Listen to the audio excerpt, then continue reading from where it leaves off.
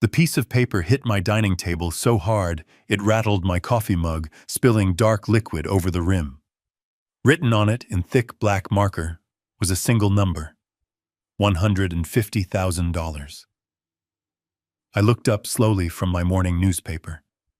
Standing over me was Tiffany, my daughter-in-law. Her face was flushed, her arms crossed tight over her chest, and she wore that familiar sneer that told me she was done pretending. "You are living here for free, Richard," she snapped, her voice echoing in the small kitchen of my in-law suite.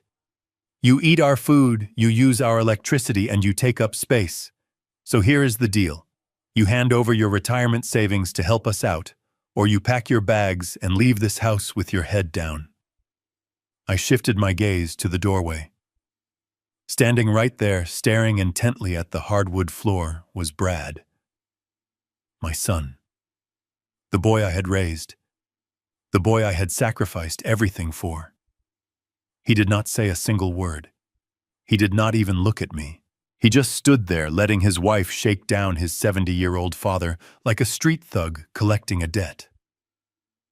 The silence in the room was suffocating. I could hear the faint hum of the refrigerator and the rapid, impatient tapping of Tiffany waiting for me to break. She was waiting for me to cry, or beg, or pull out my checkbook right then and there and surrender my dignity. If you are watching this right now, I want you to pause for a second. Subscribe to the channel and let me know in the comments where you are watching from. Have you ever had someone you love look you in the eye and try to strip you of everything you worked for? Did you cry? Did you yell? Well, let me tell you what I did. I looked at that piece of paper. Then I looked at Tiffany. And I smiled. I did not shed a tear. I did not raise my voice. I did not give her the satisfaction of seeing me break. And what I did next, the plan I set into motion that very night, cost her absolutely everything. Sit tight, because this story is going to leave your jaw on the floor. "Are you done?" I asked her, my voice as calm as a summer lake. Tiffany blinked, clearly thrown off by my absolute lack of panic. She opened her mouth to speak again, but I simply picked up my coffee mug, wiped the spilled drops from the table, and took a slow sip. "We will talk about this later," I said, dismissing her completely. Her face turned bright red with rage. She spun on her heel and stormed out, her heavy footsteps echoing down the hallway. Brad lingered for a fraction of a second, finally glancing up at me. His eyes were full of guilt. But guilt does not pay the bills, and it certainly does not excuse betrayal. He quickly followed his wife, pulling the heavy oak door shut behind him. I sat there in the sudden, heavy quiet of my small living room. I set the mug down and picked up the piece of paper. $150,000. That was all she thought my life was worth. What Tiffany did not know, or maybe what she chose to conveniently forget, was the reality of the very ground she was standing on. She called this her house. She loved parading around this upscale neighborhood in Charlotte, bragging to her superficial friends about her sprawling $1.2 million property. But let me drop a little context for you. I am a retired general contractor. For 40 years, I woke up long before the sun, breathing in sawdust and pouring concrete to build a highly successful business from the ground up.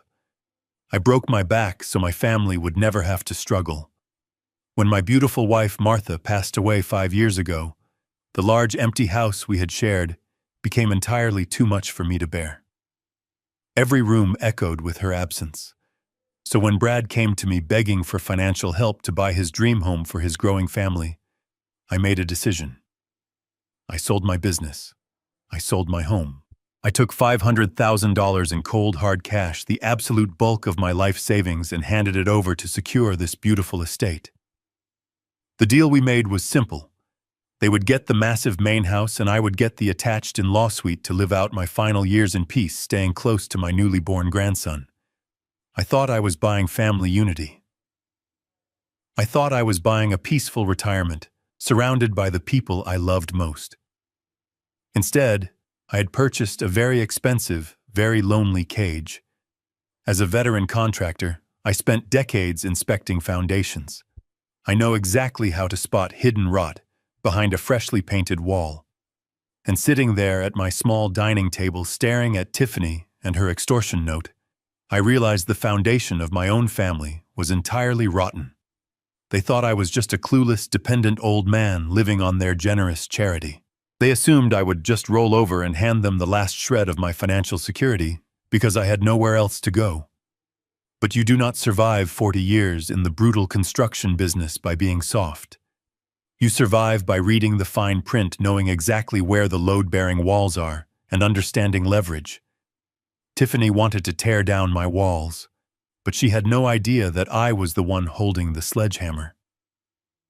I folded the piece of paper neatly and slipped it into my shirt pocket. I knew right then and there that I was not going to give them a single dime. But I also knew I could not just react with blind anger. I had to observe. I had to gather my tools. The storm was coming, and I was going to be the one controlling the lightning. Later that night, I retreated to my only real sanctuary on the property, the detached garage. It was quiet out there, away from the tension of the main house. It was the only place that still smelled like my old life, filled with the scent of motor oil, aged wood, and the lingering dust of honest labor. I was sitting at my workbench, running a rag over an old set of wrenches, when the side door creaked open. It was Brad. He hovered in the doorway for a moment, shifting his weight from one foot to the other, like a teenager who had just backed the family car into a mailbox. I did not look up immediately. I just kept polishing the wrench, letting the rhythmic metal sound fill the awkward silence. Finally, he stepped inside, rubbing the back of his neck. "Dad," he started, his voice entirely too soft, entirely too cautious. "About what happened inside earlier today." I set the wrench down and looked at him. I waited. He walked over and leaned against a wooden beam, refusing to meet my eyes directly. "Tiffany did not mean to come off so aggressively," he said, forcing a weak, apologetic chuckle that sounded absolutely hollow in the large space. "She is just under a lot of pressure right now. You have to understand she is still suffering from severe postpartum depression. The baby has been keeping her up, and her nerves are completely frayed." I kept my face perfectly neutral. Postpartum depression.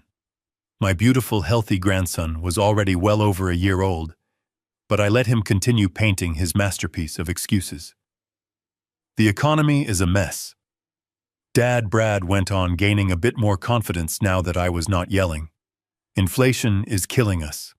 You know how much groceries are these days. The property taxes on this place just went up again. We are just dealing with a temporary cash flow problem, that is all. We just need to restructure our debt to get ahead of the interest rates. The $150,000 would just be a bridge loan to help us consolidate. We are a family. We should help each other out." He paused, finally looking at me, searching my face for that familiar parental weakness he had exploited his entire life. And then came the final twist of the knife, delivered with a casual shrug. "Besides," he added, "you do live here rent-free anyway.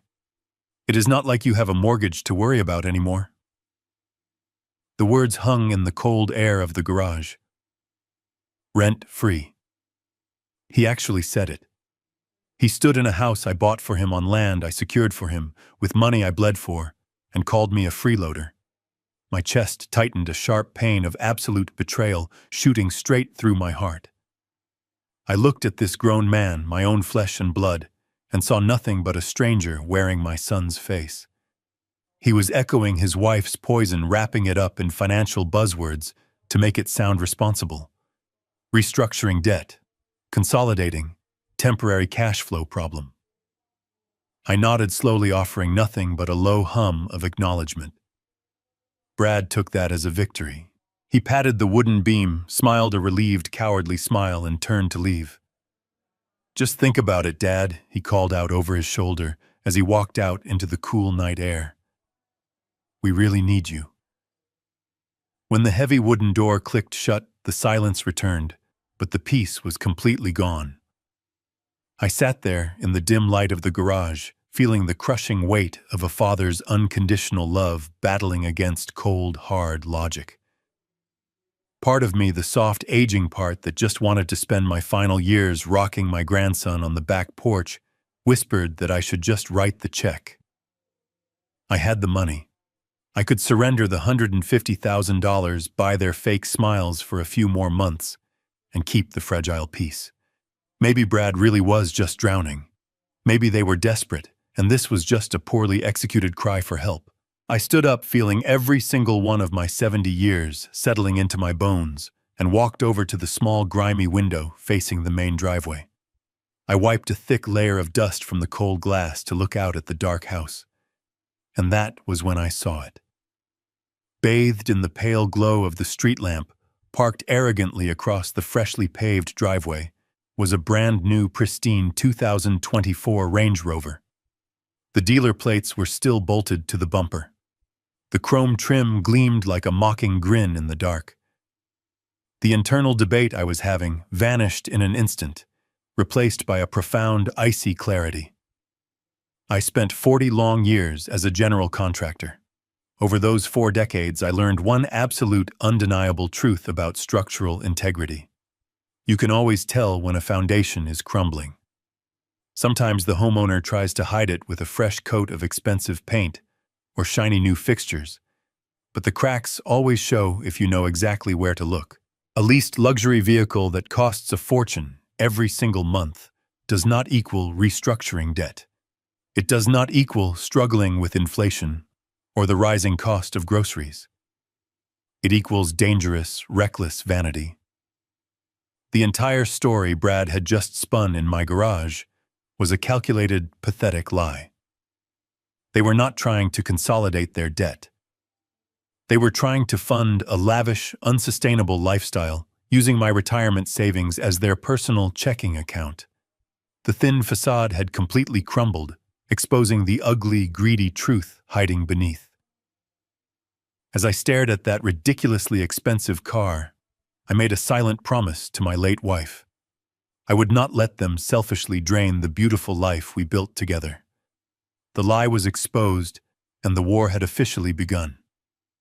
The next morning arrived with a damp layer of fog settling over the neighborhood. I woke up much earlier than usual, the bitter taste of last night's conversation still lingering stubbornly in the back of my throat. I brewed a strong pot of black coffee and sat by the window watching the streetlights slowly turn off. Brad had already left for work in his commuter sedan, while that ridiculous new SUV sat untouched and gleaming in the driveway. I finished my coffee, washed the heavy ceramic mug, and walked out the back door toward the side gate where the communal trash bins were kept. It was garbage pickup day tomorrow, and the large municipal bins were already overflowing. I was not usually a man who snooped through other people's belongings. Martha and I always respected boundaries, strongly believing that snooping was the desperate refuge of people who lacked the basic courage to ask honest questions.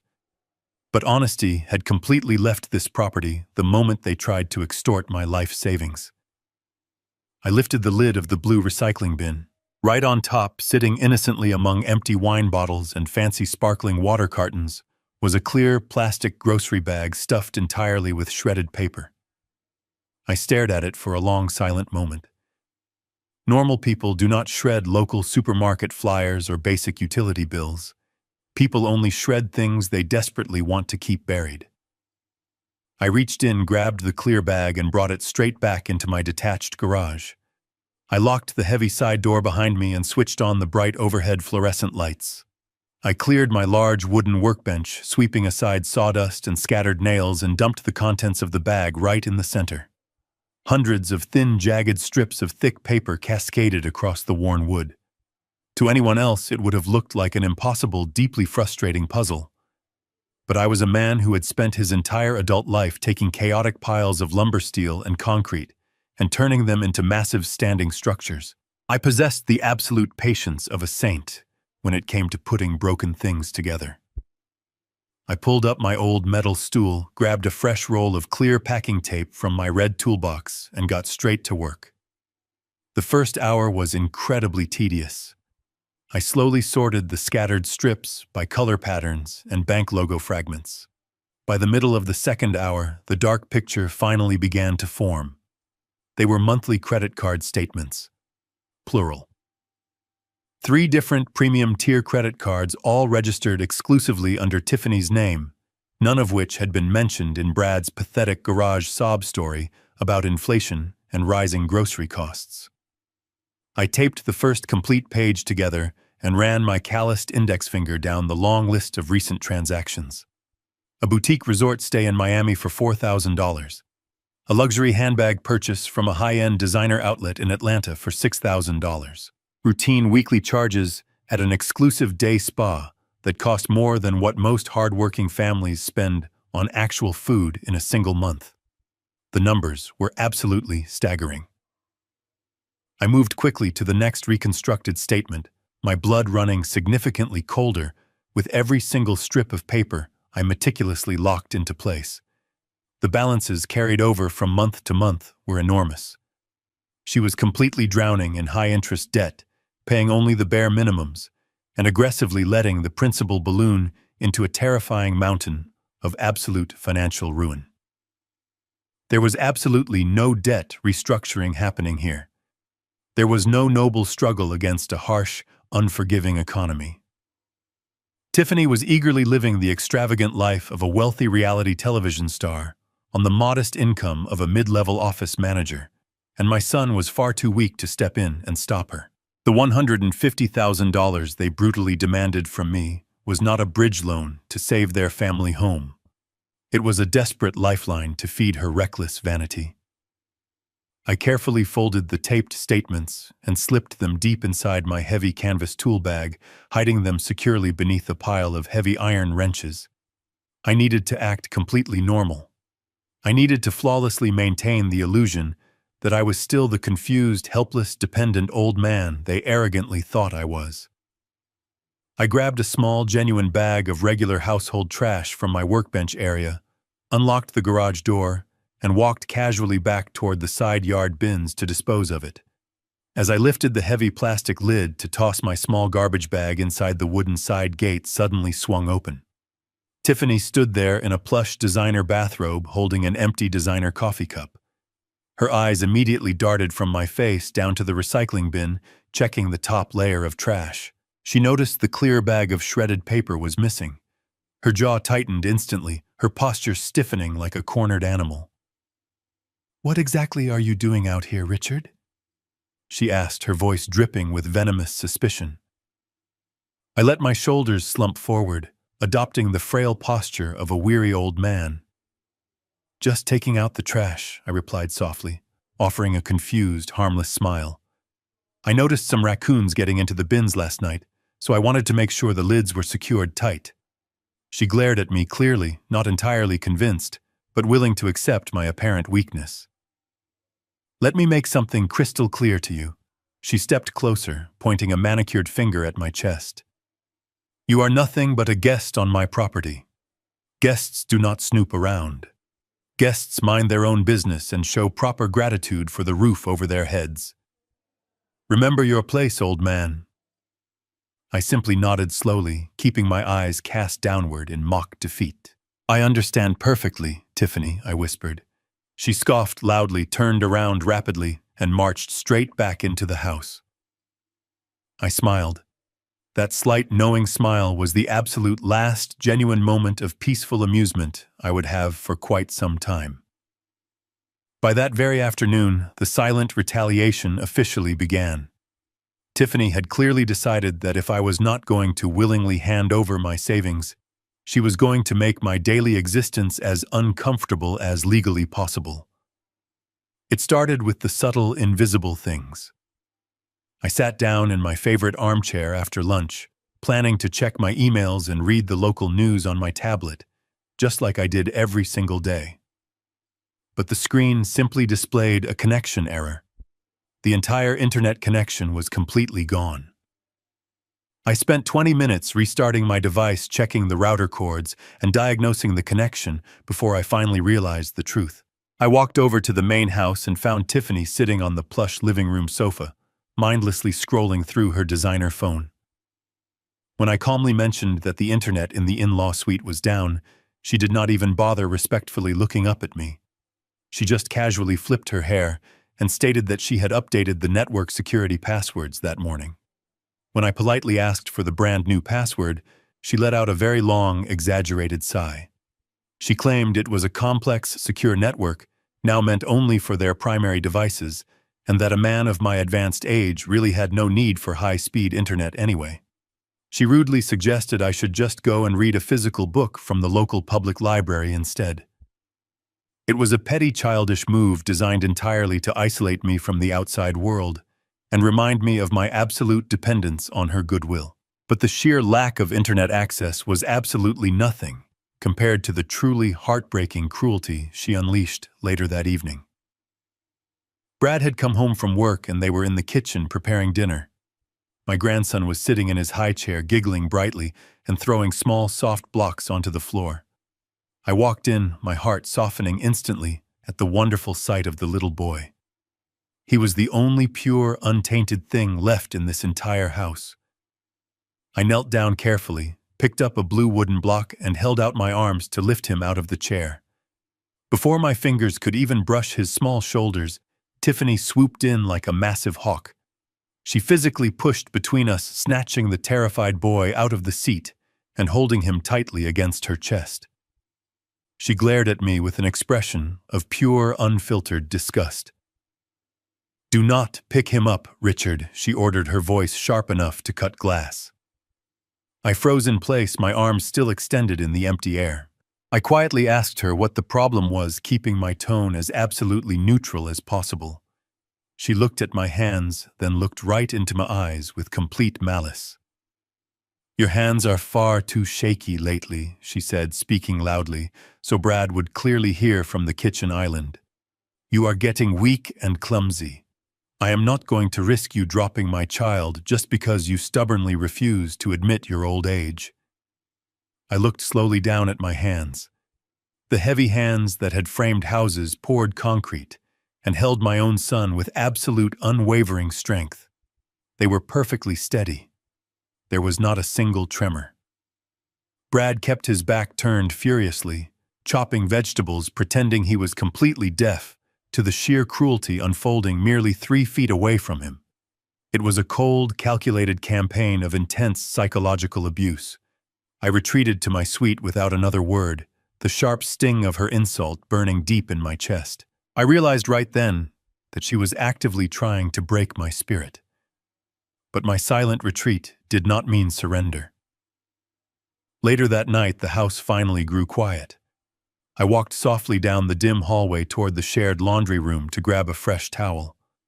As I carefully approached the slightly ajar door, I heard Tiffany speaking in a hushed, frantic whisper. She was standing alone in the dark laundry room, her cell phone pressed tightly to her ear. I stopped dead in my tracks, pressing my back firmly against the cool hallway wall, making absolutely no sound. Her words drifted through the narrow crack in the door, chilling me to the absolute bone. "No, I told you we have to move fast right now," she whispered, her tone sounding urgent and incredibly greedy. "Brad is totally on board with the plan now. We just need the final medical paperwork signed. Do not worry about the old man. He is losing his mind anyway. The bank will not know the difference if we handle the money transfers online." My stomach dropped instantly into a bottomless pit of pure dread. The bank will not know the difference. The horrible words echoed in my tired mind like a blaring siren. Suddenly, the scattered puzzle pieces slammed firmly together with terrifying, undeniable clarity. The $150,000 extortion attempt was nothing but a distraction. It was merely a test to see exactly how easily I would fold under pressure. They were not just trying to ruthlessly pressure me into paying off her secret luxury credit card debts. They were actively orchestrating a massive systematic takeover of my financial life. They were actually trying to declare me mentally incompetent, to seize full permanent control of my entire $800,000 retirement account. They viciously wanted every single penny I possessed, and they were perfectly willing to completely erase my legal autonomy to get it. My gut feeling screamed loudly, that I was in immediate catastrophic danger. I was clearly no longer just an unwanted guest in my own home. I was a marked target. And the absolute worst part was that the greedy people maliciously hunting me down slept just down the hall. The very next morning, I woke up before the sun even considered rising over the horizon. I knew I had to get out of that suffocating, hostile house to verify exactly how deep this vicious betrayal truly ran. I dressed in my oldest pair of faded denim jeans, a comfortable plaid flannel shirt, and my heaviest scuffed leather work boots. I walked out to the detached garage and slowly loaded my heavy green tackle box and 2 fishing rods into the back of my trusty old pickup truck. I made sure to make just enough noise pulling the metal garage door down so that they would hear my departure. As I climbed into the driver's seat, the front door of the main house opened. Brad stepped out onto the porch, holding a steaming cup of coffee. "Going fishing today, Dad?" he asked, rubbing his tired eyes and forcing a weak, completely unconvincing smile. I looked at the son I had loved and protected for 35 years, knowing what I had heard his wife whispering the night before. "Yes, Brad," I replied smoothly, keeping my voice incredibly steady. "The weather is perfect for the lake. I just need a long, quiet day on the water to clear my mind." He nodded, took a slow sip of his black coffee and turned back inside, completely satisfied with his own false sense of undeserved security. I backed the truck out of the driveway and drove slowly through the affluent neighborhood, my hands gripping the steering wheel so tightly my knuckles turned completely white. But I did not head north toward the quiet waters of Lake Norman. The moment I merged onto the main highway, I took the exit heading straight into the bustling heart of downtown Charlotte.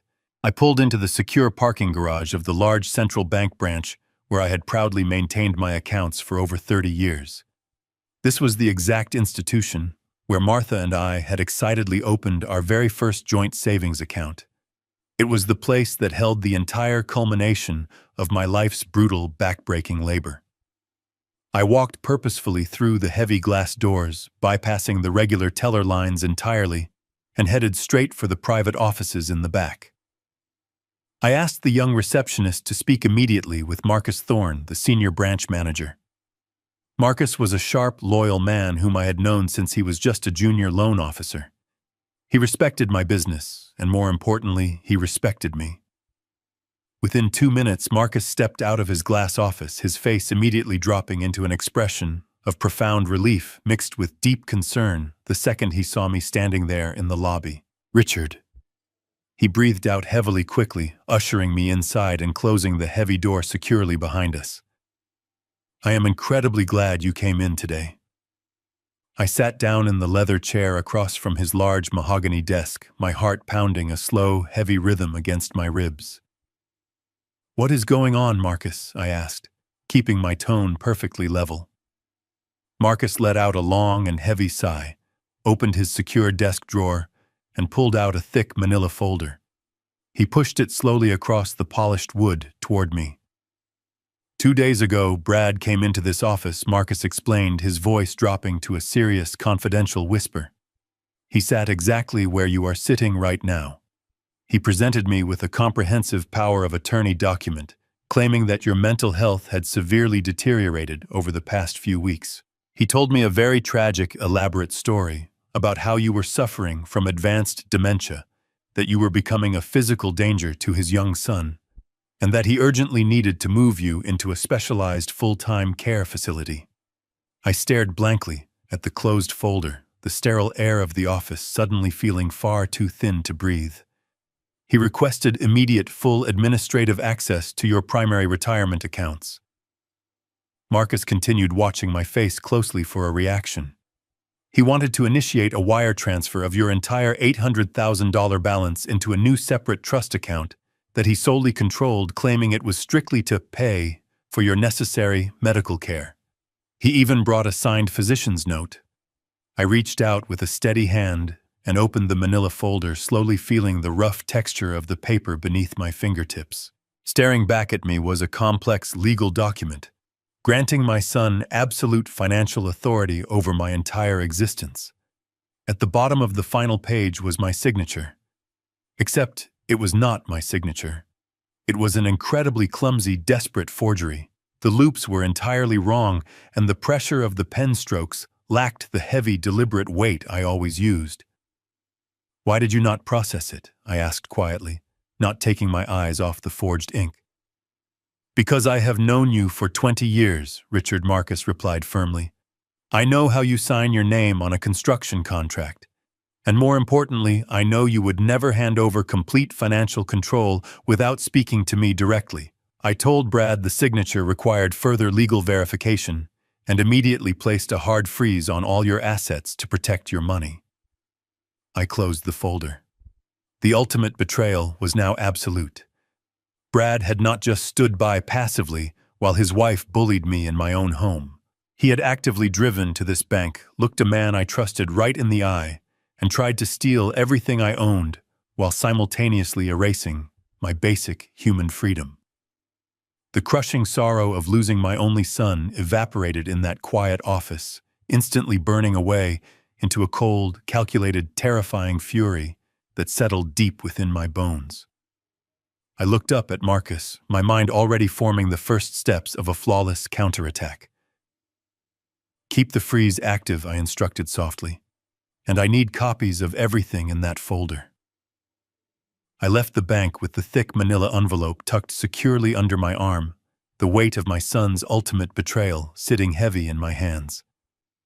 The drive back to the house was a blur of familiar streets and blinding anger, but by the time I turned onto our manicured block, I had locked every trace of fury deep inside a mental vault. I pulled my old pickup truck into the driveway, parking it right next to that gleaming least symbol of their vanity. I walked through the front door, with my heavy green tackle box plastering a tired, unassuming smile across my face. Tiffany was sitting at the expensive marble kitchen island, aggressively typing on her designer laptop. She barely glanced up as my boots scuffed the hardwood floor. Brad was standing by the refrigerator holding a bottle of water. He looked tense, his shoulders hunched as if waiting for a blow to fall. "Catch anything good today, Dad?" he asked, his voice entirely too bright, entirely too fake. I set the tackle box down on the floor with a heavy thud and let out a long, exhausted sigh. "Not a single bite," I replied, shaking my head like a defeated old man. "The fish are just not biting around here lately." But it got me thinking. I walked over to the kitchen sink to wash my hands, letting the warm water run over my calloused skin. I think I need a real change of scenery. I have been feeling a bit suffocated lately, just cooped up in this house. My old buddy Hank has a cabin down in the Florida Keys. He has been begging me to come down for a week of deep-sea fishing. I think I am going to take him up on the offer. I will be leaving tomorrow morning. The kitchen went dead silent for a brief second. I could practically feel the greedy gears turning in Tiffany's mind. A whole week with the old man out of the state. A whole week to finalize their vicious, illegal paperwork without me breathing down their necks. "Oh, Richard, that sounds like a wonderful idea for you," Tiffany chimed in suddenly, adopting the sweet, caring tone of a devoted daughter-in-law. "You have been looking so tired lately. The warm Florida sun will do wonders for your health. You should absolutely take all the time you need." Brad nodded eagerly, his relief so palpable it was actually sickening. "Yeah, Dad, you should go. Do not worry about a thing around here. We will take care of the house and the baby. Just focus on relaxing." I dried my hands on a kitchen towel, hiding the cold disgust that threatened to spill out of my eyes. "Thank you both," I said softly. "I really appreciate your understanding. I will go pack my bags now." I shuffled down the hallway to my in-law suite. My posture stooped, my steps deliberately slow. I was giving them exactly what they wanted. The illusion of an easy, trusting victim. But they had absolutely no idea that my sudden vacation was the very foundation of their absolute ruin. The next morning, I packed a medium-sized duffel bag and loaded it into the truck. Brad and Tiffany stood on the front porch waving goodbye with entirely too much enthusiasm. I drove away, but I did not head south toward the Florida state line.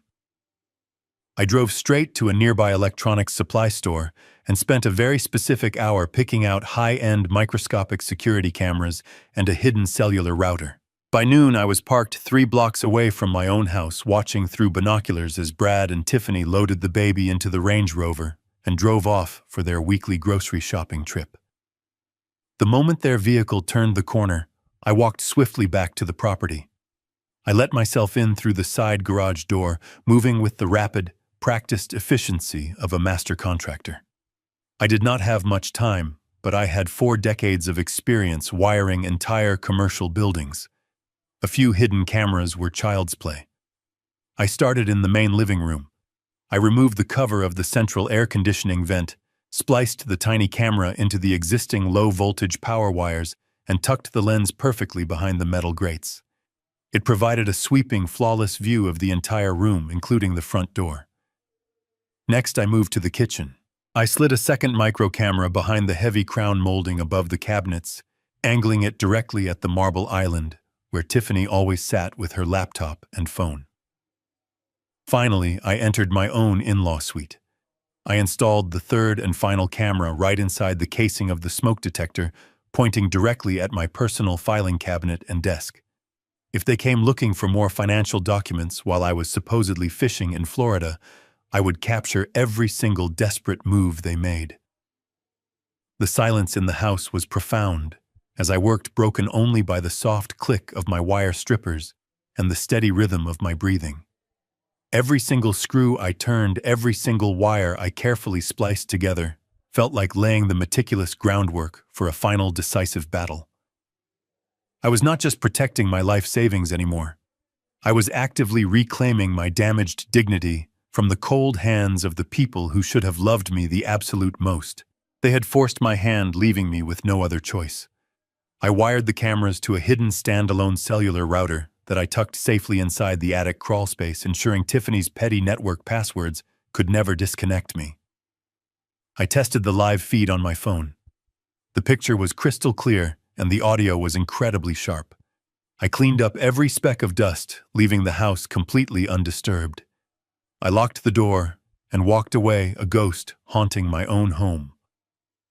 I climbed back into my pickup truck and drove exactly 4 miles down the interstate to a nondescript budget hotel tucked behind a strip mall. I paid for the room in cash for the entire week, ensuring there would be no electronic trail linking me to the area. The young clerk barely looked up from his phone as he handed me the magnetic plastic keycard. I walked down the dimly lit carpeted hallway, finding my room on the 2nd floor. It was small, smelling faintly of harsh cleaning chemicals and stale air, but it was completely secure. I stepped inside, let the heavy door swing shut behind me, and engaged both the deadbolt and the metal security latch. I dropped my duffel bag onto the stiff mattress, walked over to the small laminate desk sitting beneath the window, and pulled out my laptop. I plugged the power cord into the wall outlet, flipped the screen open, and connected to the secure network I had just established. My heart beat with a slow, heavy rhythm as I typed in the encrypted access code. The screen blinked black for a fraction of a second before dividing into 3 crystal-clear video feeds. I was looking directly into the heart of my own home.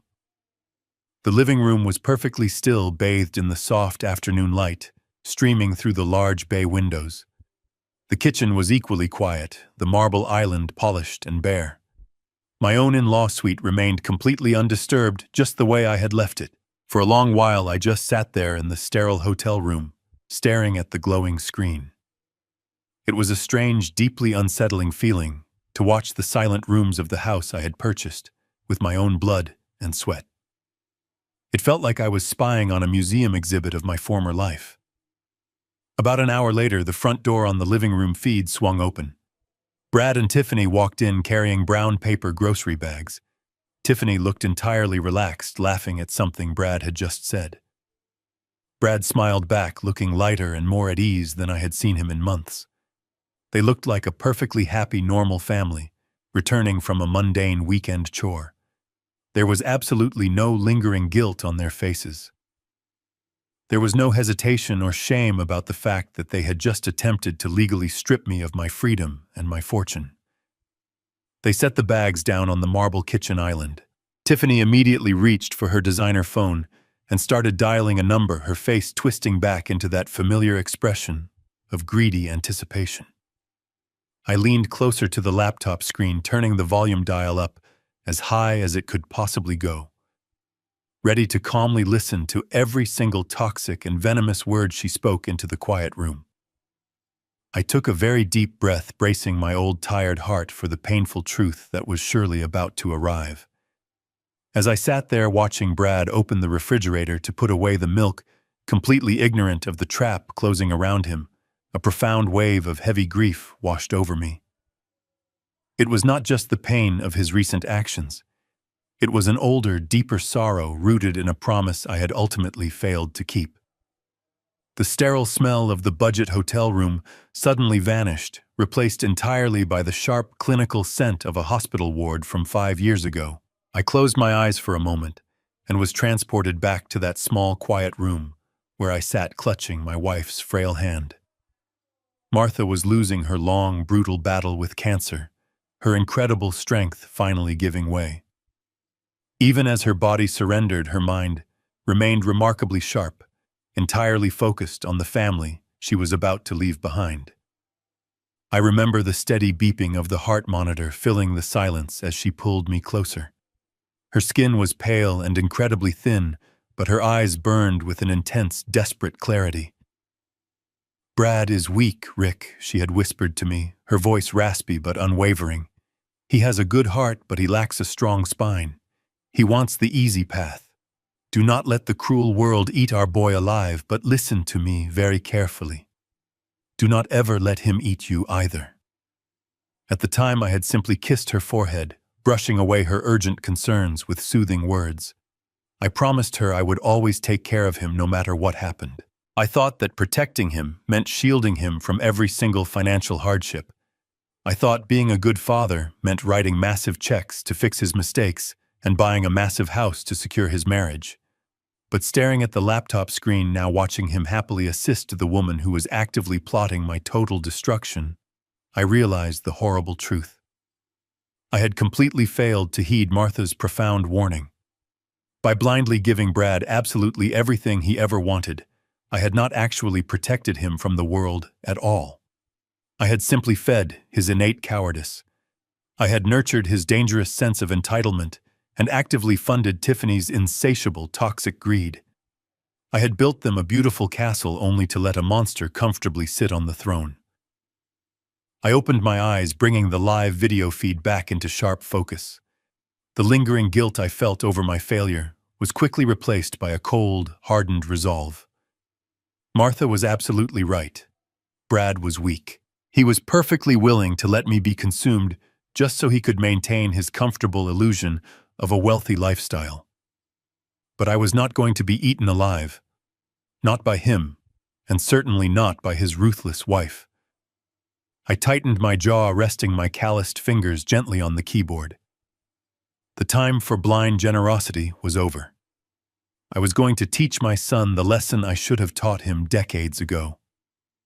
The quiet humming of the hotel room was broken by the front door opening on my laptop screen. My eyes darted to the live feed. It was not Brad who walked through the door. Tiffany stepped into the foyer, holding the door open for a man who looked completely out of place. It was her older brother, Cody. He was a troubled man, a chronic gambler with a history of substance abuse.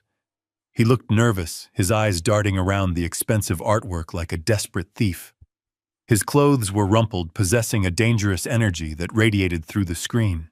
Tiffany closed the door and locked the deadbolt securely. She looked triumphant. She motioned for Cody to follow her into the kitchen. I switched my attention to the second hidden camera feed. Tiffany walked straight to the large refrigerator, opened it, and pulled out a bottle of champagne. She grabbed 2 flutes and set them on the island. "Are you sure about this, Sodi?" asked his voice shaking as he leaned against the counter.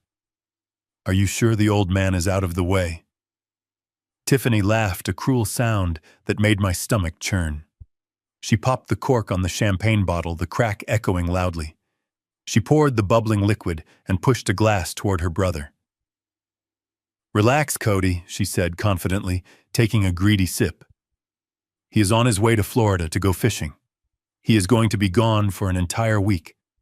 By the time he gets back, his bags will be packed and the locks on that suite will be changed." Cody took a long drink, his hands trembling visibly. "Those guys are not messing around anymore," he muttered darkly. "They told me I have 5 days to come up with $75,000, or they break my legs. They know where I sleep." Tiffany rolled her eyes. "I told you I have it handled," she snapped. "You get your money to pay off those loan sharks, and you get a comfortable roof over your head." I leaned closer to the bright screen, my blood running cold, as she outlined the depth of her sinister plot. "Here is exactly how this plays out," she explained, tapping her fingernails rhythmically against the cold marble countertop. "Tomorrow morning I am officially serving him with a formal 30-day eviction notice. Once we have the legal eviction on paper, Brad is going right back to the bank.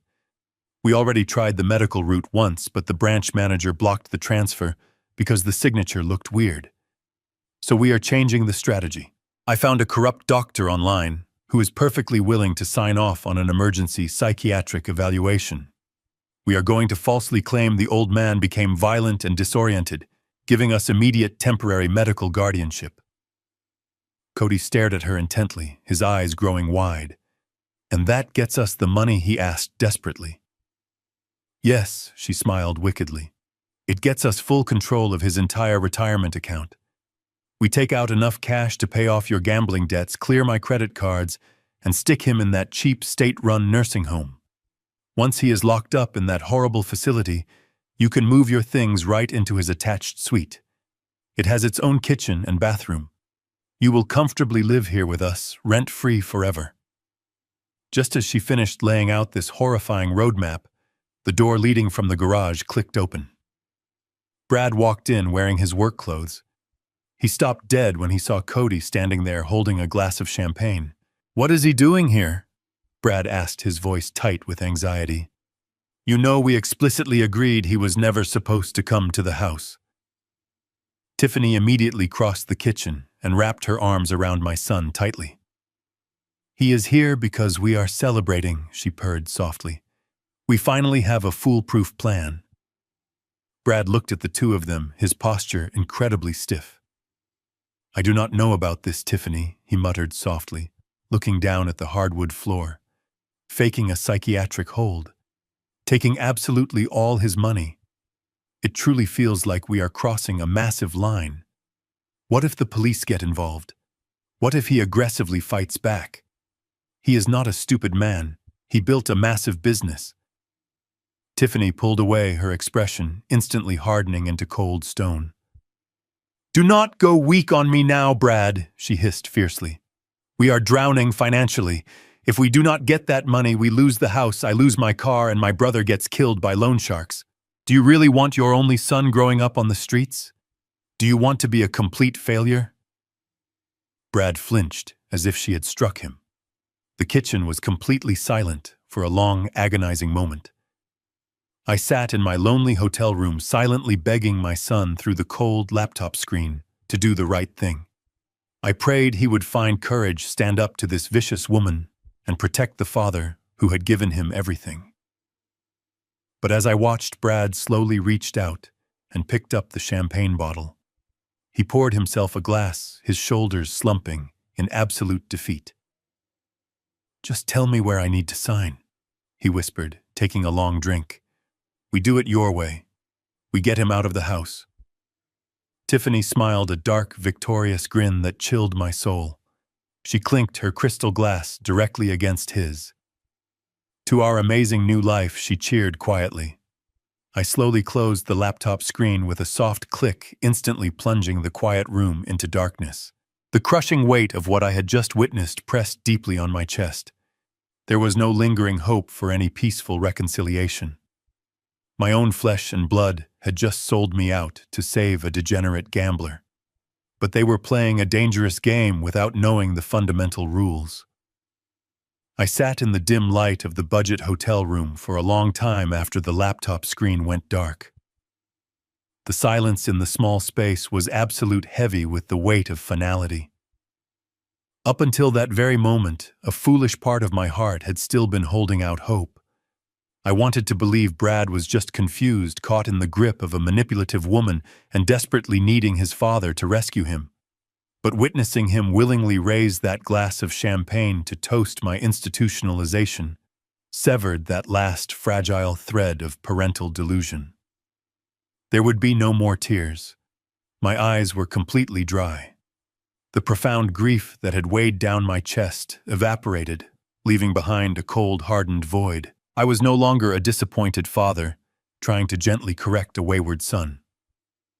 I was a seasoned businessman who had just uncovered a coordinated conspiracy to defraud me.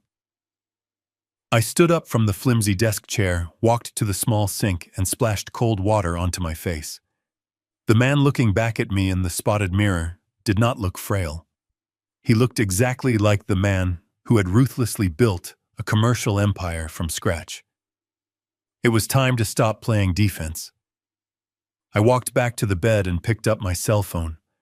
I scrolled through my contacts until I found a specific number I had not called in 3 years. Jonathan Pierce. Jonathan was not the kind of lawyer you called to handle a friendly neighborhood dispute.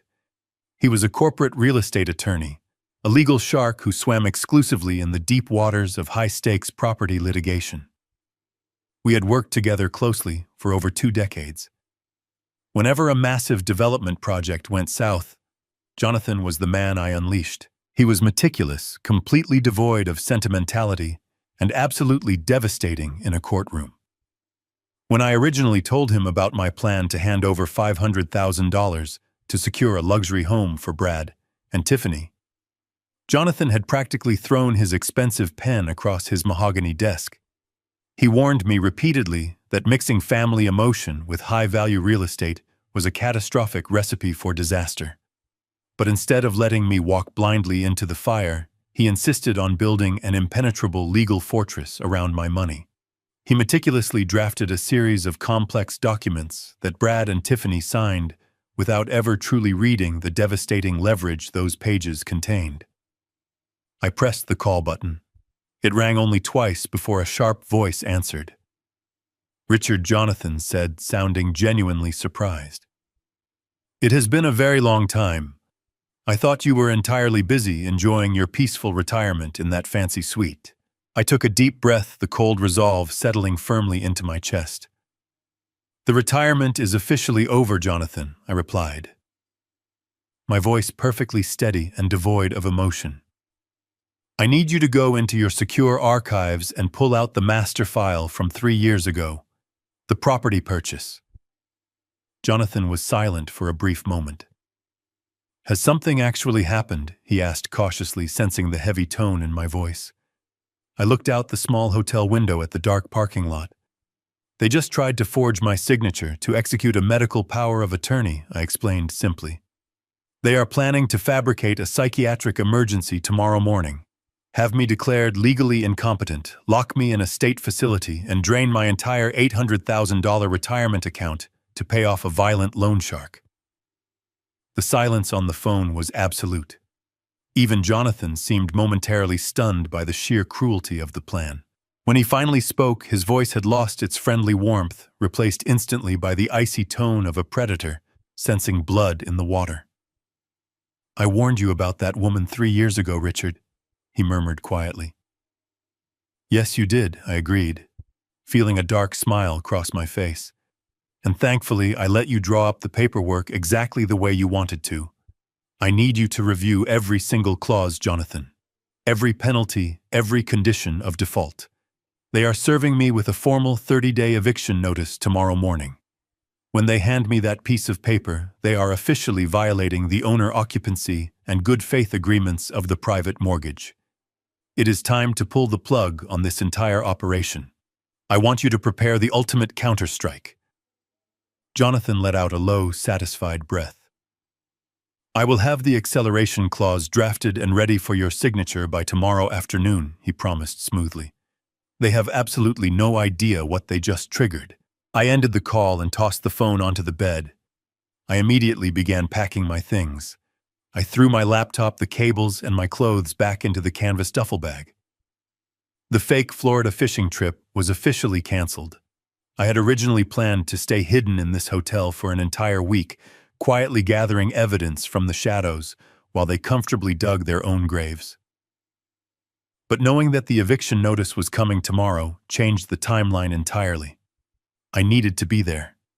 I needed to look them directly in the eyes when they handed me the weapon of their own destruction. I zipped the heavy bag shut and carried it out to my truck, leaving the hotel keycard on the front desk without saying a word. As I drove back toward the upscale neighborhood under the cover of quiet darkness, my mind was entirely clear. I was going to sleep in my own bed tonight. And tomorrow morning, when Tiffany arrogantly tried to kick me out onto the street, I was going to walk right into her trap, take the bait, and quietly prepare to pull the ground right out from under her feet. The morning sun was just beginning to burn off the lingering fog when I pulled my heavy pickup truck back into the driveway. The house was quiet, giving off the false impression of a peaceful suburban sanctuary. I turned off the engine and sat in the cab for a moment, listening to the familiar ticking of the cooling motor. I took one last deep breath to steady my nerves. I stepped out, my heavy boots crunching loudly against the paved concrete, and walked straight to the front door. I did not bother using my key. I simply turned the brass handle and pushed the heavy oak door wide open. The sudden noise echoed sharply through the grand foyer. Tiffany was standing near the sweeping staircase, dressed in expensive workout clothes, holding a green smoothie. When she saw me standing there, her face contorted from mild surprise into a mask of pure, unfiltered rage. Her eyes widened, and the plastic cup in her hand crunched under her tightening grip. "What on earth are you doing here?" she shrieked, her voice echoing shrilly off the high ceilings. "You are supposed to be in Florida on a fishing trip." I closed the front door behind me with a solid, resonant thud. The weather down south took a sudden turn for the worse. I lied, smoothly keeping my voice perfectly flat and devoid of any emotion. I decided to come back early. My own bed is much more comfortable anyway. I took a step toward the hallway leading to my suite, but Tiffany suddenly lunged forward, physically blocking my path. Her chest was heaving with furious indignation. Her perfectly manicured nails dug into her palms. "No," she snapped, her eyes flashing with a dangerous, chaotic energy. "You do not get to just walk back in here like you own the place. You do not belong here anymore, Richard. You ruined everything by coming back today, but I am not going to let you ruin my life." Before I could even respond to her unhinged outburst, she turned and sprinted toward the kitchen island. She grabbed a thick manila folder, yanked out a single sheet of crisp white paper, and marched aggressively right back to where I stood in the foyer. With a dramatic, violent motion, she slapped the document directly against my chest. The stiff paper fluttered down and landed by my boots. "Pick it up," she demanded, pointing a trembling finger at the floor. I looked down at the document, already knowing exactly what words were printed across the top. It was the formal 30-day notice to quit. The official legal eviction document she had bragged to her brother about just the night before on the hidden camera. I did not move a single muscle to retrieve it. I simply kept my eyes locked onto hers. "You are officially a trespasser in my home now," Tiffany hissed, stepping even closer so I could smell the bitter coffee on her breath. "I have consulted with the authorities. Since you do not have a formal lease agreement, you have absolutely no tenant rights here. You are just an unwanted squatter. You have 30 days to get all your junk out of that suite, but I want you out of my sight right now. If you do not turn around, pack a bag, and leave this property immediately, I swear I will call the police and have you physically dragged out of here in handcuffs." Her voice was dripping with venomous satisfaction. She truly believed she had just delivered the ultimate checkmate. She thought she was ruthlessly discarding a helpless, irrelevant old man. Just as the tense silence settled over the room, the heavy door leading from the attached garage slowly opened. Brad walked into the foyer holding his leather briefcase. He stopped dead in his tracks when he saw me standing there, with the formal eviction paper lying discarded on the polished hardwood floor between my boots. He looked completely horrified, totally caught off guard by my sudden return. He quickly glanced from the document up to his wife, then finally allowed his gaze to meet mine. I did not yell. I did not try to passionately argue my case or desperately beg for any mercy. I simply looked deep into the eyes of the boy I had raised with everything I had. "Is this exactly what you really want, son?" I asked him. My voice was incredibly quiet, but it carried an undeniable crushing weight that seemed to suck all the air right out of the room. Brad swallowed hard, his throat bobbing visibly. He opened his mouth as if he desperately wanted to speak, to offer some pathetic excuse, but no sound came out.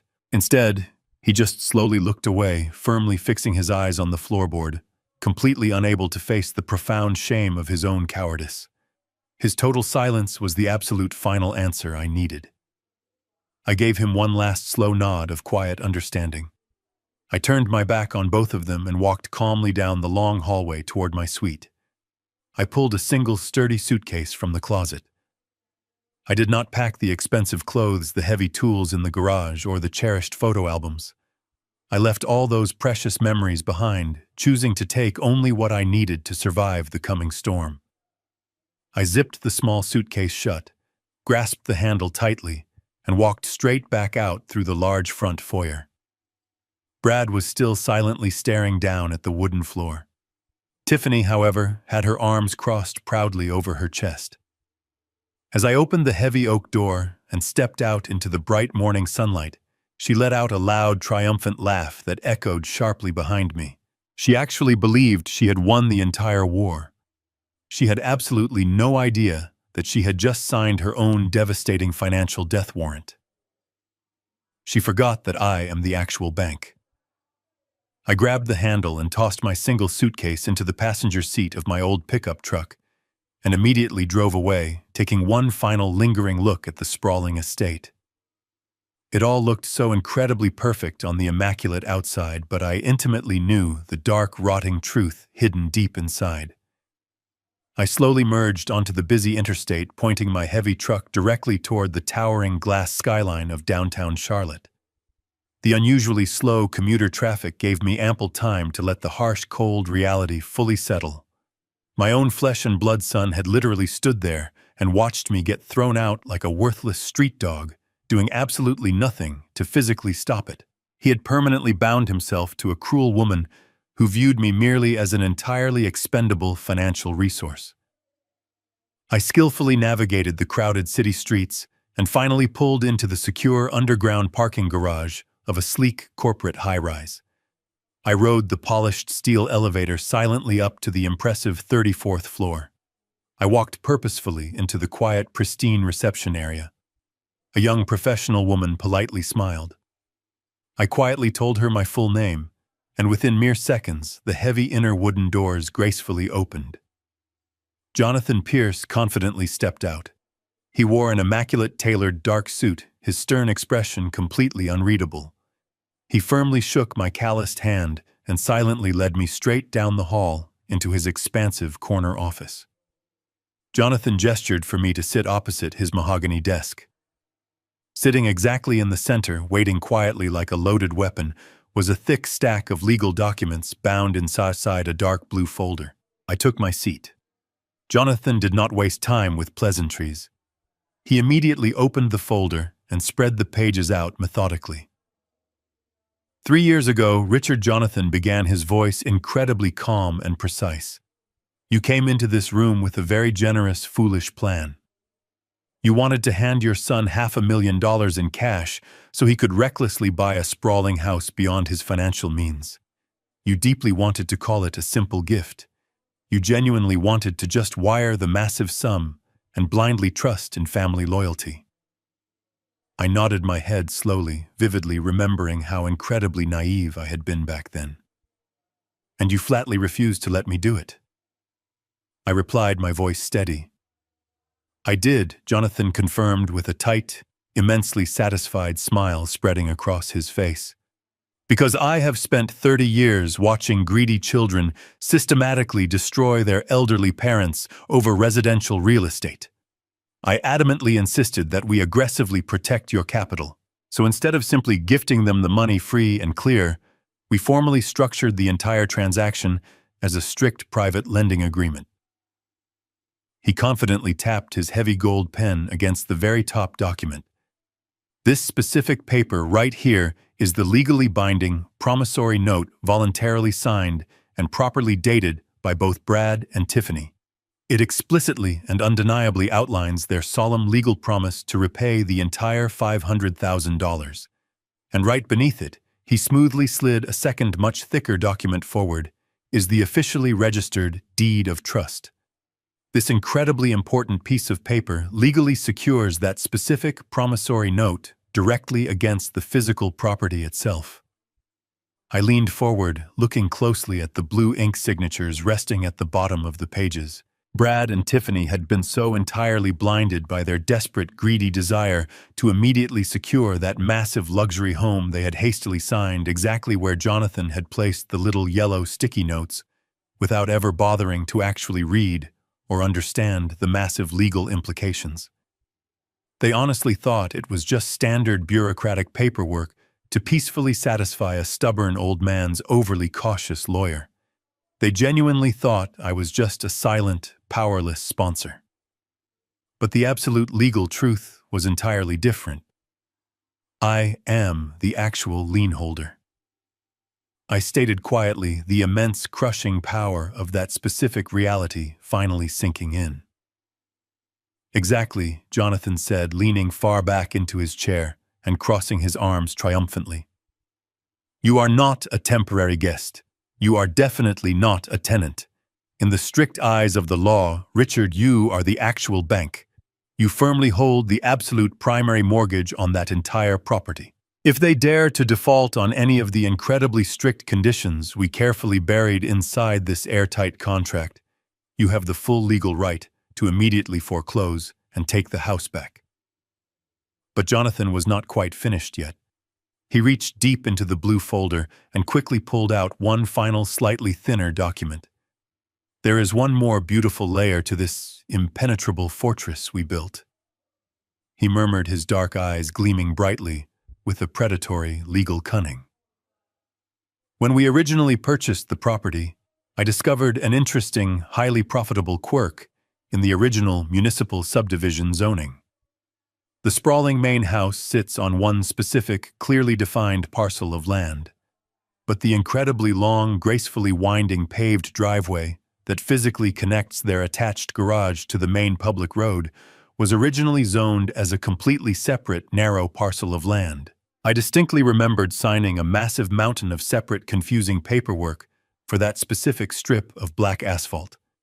I had Jonathan quietly place the official deed to that specific driveway directly into a private, limited liability company that I solely and exclusively control. That is absolutely correct, Jonathan nodded firmly. Your private LLC completely owns the access easement. They might legally own the big house, but you entirely own the only physical way to actually access it. Without your explicit written permission, they cannot legally drive a single vehicle onto that property without committing criminal trespass. You have them completely surrounded, Richard. They just arrogantly handed you an eviction notice, falsely thinking they were finally throwing you out into the cold street. What they actually did was blindly hand you the golden key to their very own absolute financial destruction. I sat in the chair, letting the magnitude of Jonathan's words echo through the office. The driveway. I owned the physical asphalt connecting their expensive mansion to the civilized world. Without my permission, they were living on an isolated island of their own making. A slow, satisfied breath escaped my lungs. But Jonathan was not finished dismantling their world just yet. He slid the official eviction document, the very piece of paper Tiffany had arrogantly slapped against my chest, earlier, to the center of his desk. He smoothed out the wrinkles, treating the offensive document as if it were valuable forensic evidence. This arrogant little piece of paper right here, Jonathan said, tapping it with his pen, is the final nail in their expensive coffin.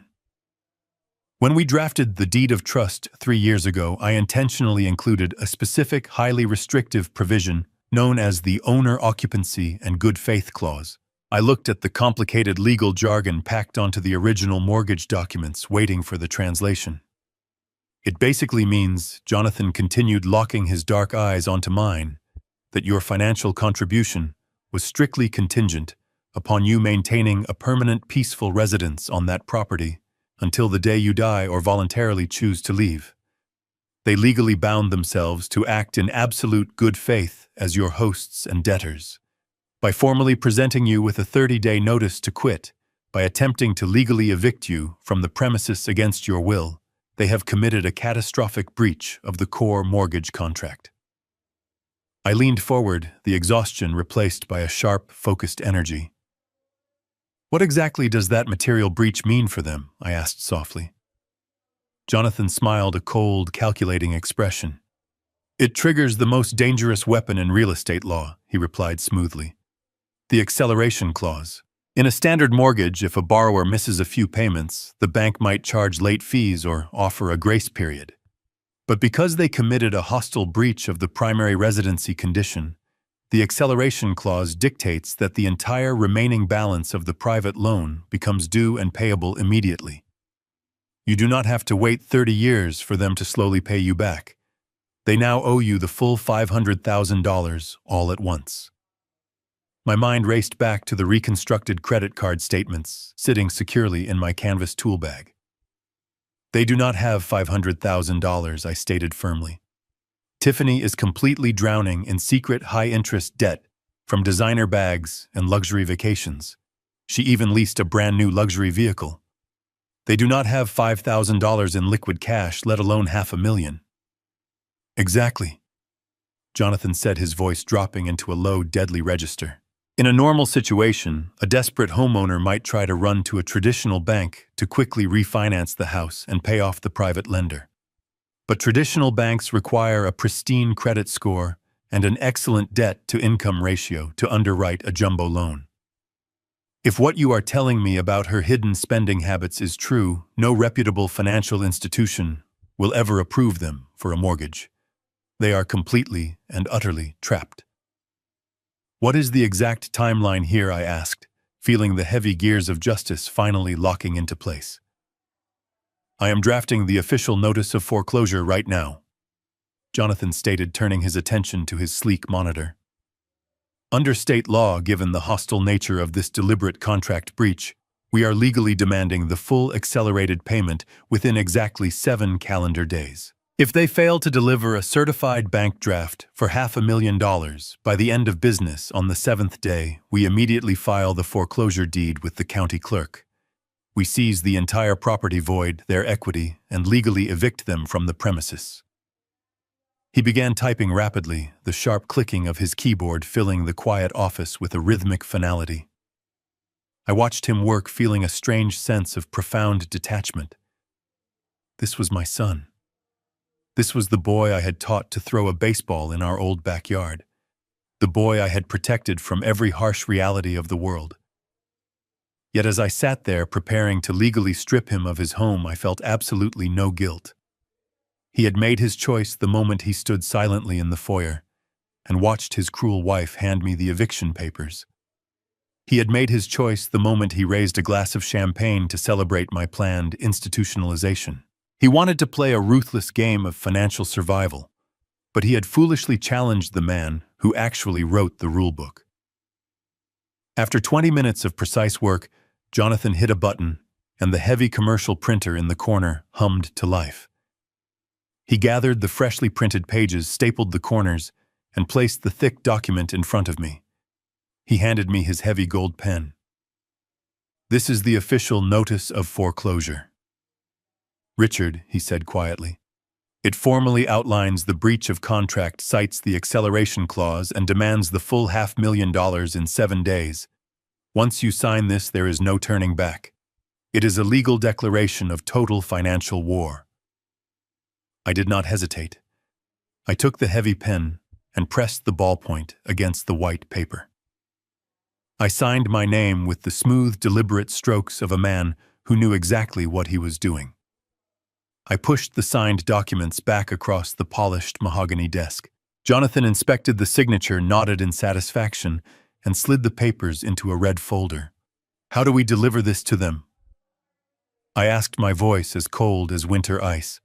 "I want them to fully understand the massive mistake they just made." Jonathan closed the folder and looked up at me. "We do not just mail something like this, Richard. We make sure it is delivered with the maximum possible impact." I left Jonathan's office with the heavy red folder safely tucked under my arm, feeling a strange, profound sense of liberation. For the first time in 3 long years, I was no longer an unwanted guest, quietly tiptoeing around my own property. I was the landlord, the bank, and the absolute architect of their impending reality check. I drove my old pickup truck across town to a high-end luxury short-term rental building overlooking the city skyline. I had spent the previous night in a cheap, depressing budget hotel, trying to preserve my savings while I gathered evidence, but I was done living like a frightened fugitive. I walked up to the penthouse suite I had just booked, swiped the key card, and stepped into a sprawling, immaculate space filled with modern leather furniture and floor-to-ceiling glass windows. I poured myself a single glass of aged bourbon from the complimentary bar, sat down on the plush sofa, and opened my laptop. It was time to check the live feeds one last time before the hammer fell. The cameras instantly connected, projecting the interior of my former home onto the bright screen. The atmosphere inside the house was electric, with a sickening, victorious energy. Tiffany was practically floating around the large marble kitchen. She had her designer phone pressed tightly to her ear, frantically pacing back and forth as she organized what sounded like an incredibly lavish event. I turned the volume all the way up. She was speaking to a high-end local catering company, aggressively demanding premium cuts of Wagyu beef, imported oysters, and multiple cases of expensive vintage champagne. "We are hosting a massive backyard barbecue this coming Saturday," she loudly boasted to the caterer on the phone. "We are celebrating. We finally reclaimed our entire house and got rid of the dead weight. I want everything to be absolutely perfect, so all my friends can see the new space. We are completely redesigning the guest wing." I watched her eagerly swipe her maxed-out credit cards to pay the exorbitant deposit, pushing her secret mountain of debt even higher, just to impress people who did not truly care about her. In the background, Brad was sitting quietly at the kitchen island, staring blankly at a sports channel on the television. He looked exhausted, visibly carrying the heavy, cowardly guilt of betraying his own father. But he said nothing to stop her reckless spending. He just let her continue building their fragile house of cards. And then, as if the scene was not already toxic enough, Cody walked into the kitchen. Her deadbeat brother had already brought his dirty duffel bags into the house. He opened the refrigerator, grabbed a beer, and loudly asked Tiffany which bedroom in my newly vacated suite he should claim as his own. She laughed warmly and told him to take the master. Watching them actively carve up my life and celebrate my forced exile filled me with a deep, unsettling calm. It was the heavy, breathless silence that always immediately precedes a devastating hurricane. They thought they had successfully navigated the storm, completely unaware that the darkest clouds were just beginning to gather. I took a slow sip of the smooth bourbon, letting the warmth settle deep into my chest. Tiffany wanted a massive audience to show off her newly stolen kingdom. She wanted to parade her artificial wealth in front of all her superficial friends. I decided right then and there to give her exactly what she wanted. I would provide the grand finale for her expensive little performance. I closed the laptop screen, ending the live feed of their arrogant celebration. I picked up my cell phone and dialed the direct non-emergency line for the local county sheriff's department. A calm, professional voice answered the call after the second ring. I introduced myself clearly and asked to be transferred directly to the civil division desk. When the duty officer picked up, I explained my exact situation in careful, measured tones. I informed him that I was a private lender holding a registered deed of trust, and that I needed to officially serve a highly volatile notice of foreclosure and an immediate acceleration demand to a hostile borrower who had recently threatened me with police action. I requested a formal civil standby, an official police presence to guarantee my physical safety and ensure the legal documents were served without any violent escalation. The duty officer listened intently to the specific details.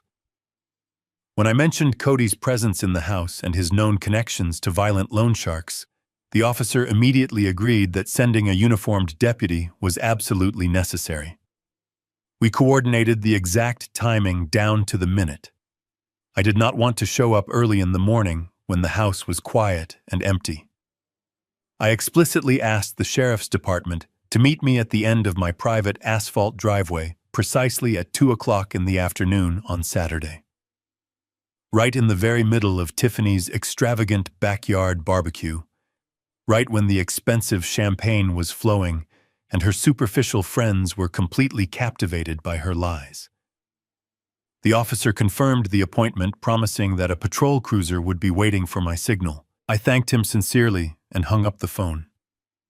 I leaned back into the soft leather couch and looked out the massive glass windows at the sprawling city below. The trap was set. The legal documents were signed and secured in my red folder. The police were officially scheduled to arrive. All I had to do now was comfortably wait out the next 48 hours. Tiffany thought she had brilliantly orchestrated my tragic downfall, but she had merely built the perfect crowded stage for her own absolute public humiliation. And I was going to make sure she remembered this specific weekend for the absolute rest of her miserable life. I closed my eyes and finally let myself properly rest. Saturday arrived with clear skies and a gentle breeze, exactly the kind of weather you would order for an outdoor event. I sat in the driver's seat of my pickup truck, parked discreetly down the street from the massive iron gates of the property. The time on my dashboard read 1:45 in the afternoon. Even from a block away, I could hear the heavy bass of the club music thumping from the expensive sound system I had personally installed. I rolled down my window, letting the scent of mesquite smoke and searing meat drift into the cab. Tiffany had spared no expense for her victory celebration. Through the gaps in the tall hedges, I could see the sprawling backyard completely transformed. There were easily 50 guests mingling on the pristine green lawn. Women in designer sundresses and men in crisp linen shirts stood around high-top tables draped in white silk. Professional servers in black vests carried silver trays loaded with imported oysters and delicate appetizers. The catering staff was busy searing thick cuts of Wagyu beef on the massive outdoor grill. It was a perfect display of incredible wealth, entirely built on a foundation of cruel lies and stolen money. I checked my phone. 1:50. I watched the live feed from the camera hidden in the kitchen. Tiffany was holding a crystal flute of vintage champagne surrounded by a tight circle of gossiping friends. She looked radiant, completely intoxicated by her own perceived brilliance. I turned the volume up just enough to hear her over the thumping music. "It is so incredibly liberating," Tiffany was saying. Her voice projected loudly enough to ensure everyone nearby could hear her tale of survival. "For 3 long years, we have been held hostage in our own home. My father-in-law just refused to leave. He was a freeloader taking advantage of Brad's good nature. He contributed nothing to the household and expected me to wait on him hand and foot. But I finally put my foot down. I told him this was my house, my rules, and he needed to pack his bags. You should have seen his face when I handed him the eviction notice. I practically had to throw him out onto the street myself." Her friends gasped in exaggerated sympathy, raising their glasses to toast her bravery. "Oh, Tiffany, you are so strong for dealing with that toxic situation," one of the women cooed. Just beyond her circle of admirers, I saw Brad. He was standing near the outdoor bar, gripping a bottle of beer, tightly looking incredibly pale. He knew the absolute truth, but he simply smiled and nodded whenever someone congratulated him on reclaiming his space. Cody was hovering nearby, eagerly stuffing his face with expensive seafood, completely at home, in the lavish lifestyle he had zero hand in earning. They were all celebrating my supposed demise, completely ignorant of the dark storm clouds about to decimate their perfect afternoon. I glanced at the dashboard clock one last time. It was precisely 1:58. I put the truck in gear and slowly pulled away from the curb, driving straight toward the private entrance of the estate. The time for quietly watching from the shadows was over. I parked my truck at the edge of the long asphalt driveway, intentionally blocking the path of any luxury vehicles that might try to leave. A marked county sheriff cruiser pulled up silently behind me, the heavy tires crunching softly against the gravel shoulder. The uniformed deputy stepped out. An imposing man with a stern expression, his hand resting comfortably near his utility belt. I gave him a brief nod, tucked the thick red legal folder under my arm, and began the long walk up the driveway. My heavy work boots struck the paved surface with a steady rhythmic thud. I bypassed the front door completely and headed straight for the arched wooden gate leading to the sprawling backyard. The thumping bass of the music grew louder with every step. I pushed the heavy wooden gate open. It swung wide, hitting the stone wall with a loud crack that briefly cut through the noise of the party. I stepped onto the pristine green grass. For a few seconds, nobody noticed me.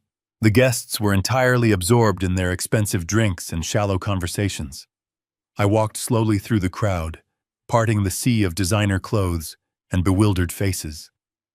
Finally, the catering manager spotted me and frantically signaled the DJ to lower the music. As the heavy bass faded into an awkward, sudden silence, heads began to turn. Tiffany was standing near the edge of the sparkling swimming pool, mid-laugh, holding her champagne glass high. The laugh died instantly in her throat, the absolute second her eyes locked onto mine. The color drained completely from her flushed face, replaced by a mask of pure, unadulterated fury. Her manicured hand trembled so violently that champagne spilled over the rim of her crystal glass, splashing onto her expensive shoes. "You!" she shrieked, her voice cracking with hysterical rage, shattering the quiet atmosphere of the party. "What the hell are you doing here? You are officially trespassing on my property. Get out right now before I call the cops." I stopped walking, standing perfectly still in the very center of her extravagant celebration. I looked at her, then looked at the crowd of silent, staring guests. I let a slow, cold smirk spread across my face. "You do not need to call the cops, Tiffany," I said, my voice carrying clearly across the quiet yard. "I brought them for you." Right on cue, the heavy wooden gate swung open for a second time. The tall, uniformed sheriff stepped firmly into the backyard, his silver badge gleaming brightly in the afternoon sun. He walked purposefully to my side, surveying the shocked crowd with a hardened, professional glare. The absolute silence that suddenly fell over the entire backyard was completely deafening. The tall deputy stopped right beside me, his hand resting casually on his heavy duty belt. You could hear a pin drop on the manicured grass. Every single eye in the yard was locked onto the two of us. Tiffany stood frozen by the edge of the pool, her knuckles completely white around the stem of her champagne glass. She quickly tried to recover her shattered composure, pasting a rigid smile onto her face. "Officer," she said, her voice shaking slightly. "Thank goodness you are here. This man is aggressively trespassing on my private property. I formally served him with an eviction notice yesterday. Please remove him immediately." The sheriff did not flinch. He did not step toward me, nor did he reach for his handcuffs. Instead, he looked at the small notepad he had pulled from his breast pocket. "Are you Tiffany Dawson?" he asked, his voice deep and entirely devoid of any warmth. She blinked clearly, taken aback by his completely unresponsive demeanor. "Yes," she stammered, standing a little taller, trying to regain her dominant posture. "I am the absolute owner of this house." The deputy reached out and gently took the thick red folder from under my arm.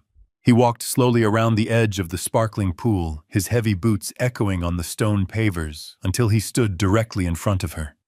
He extended his arm, holding the heavy folder out. "I am here to formally serve you with these legal documents on behalf of the primary lien holder," the deputy stated firmly. "Please take the file." Tiffany stared at the red folder as if it were a live grenade. She slowly reached out her trembling hand and took it. Her eyes darted wildly from the deputy back over to me, searching for some logical explanation. What exactly is this? She whispered, her voice barely carrying over the gentle rippling of the pool water. This was my moment. The exact moment I had sacrificed my own peace to orchestrate. I stepped forward, closing the distance between us, commanding the expansive backyard space with absolute authority. I looked her dead in the eye, making sure my voice carried to every single guest standing in the suffocating silence. "You wanted me out of your house, Tiffany," I announced loudly, letting the words ring out like a bell. "You wanted to aggressively kick me to the curb and parade your fake wealth in front of your friends. Fine. I accept your eviction. But you forgot one incredibly important thing. I am the bank." A collective gasp rippled through the crowd of wealthy onlookers. Whispers erupted instantly, but I held up my hand and the yard fell completely silent once again.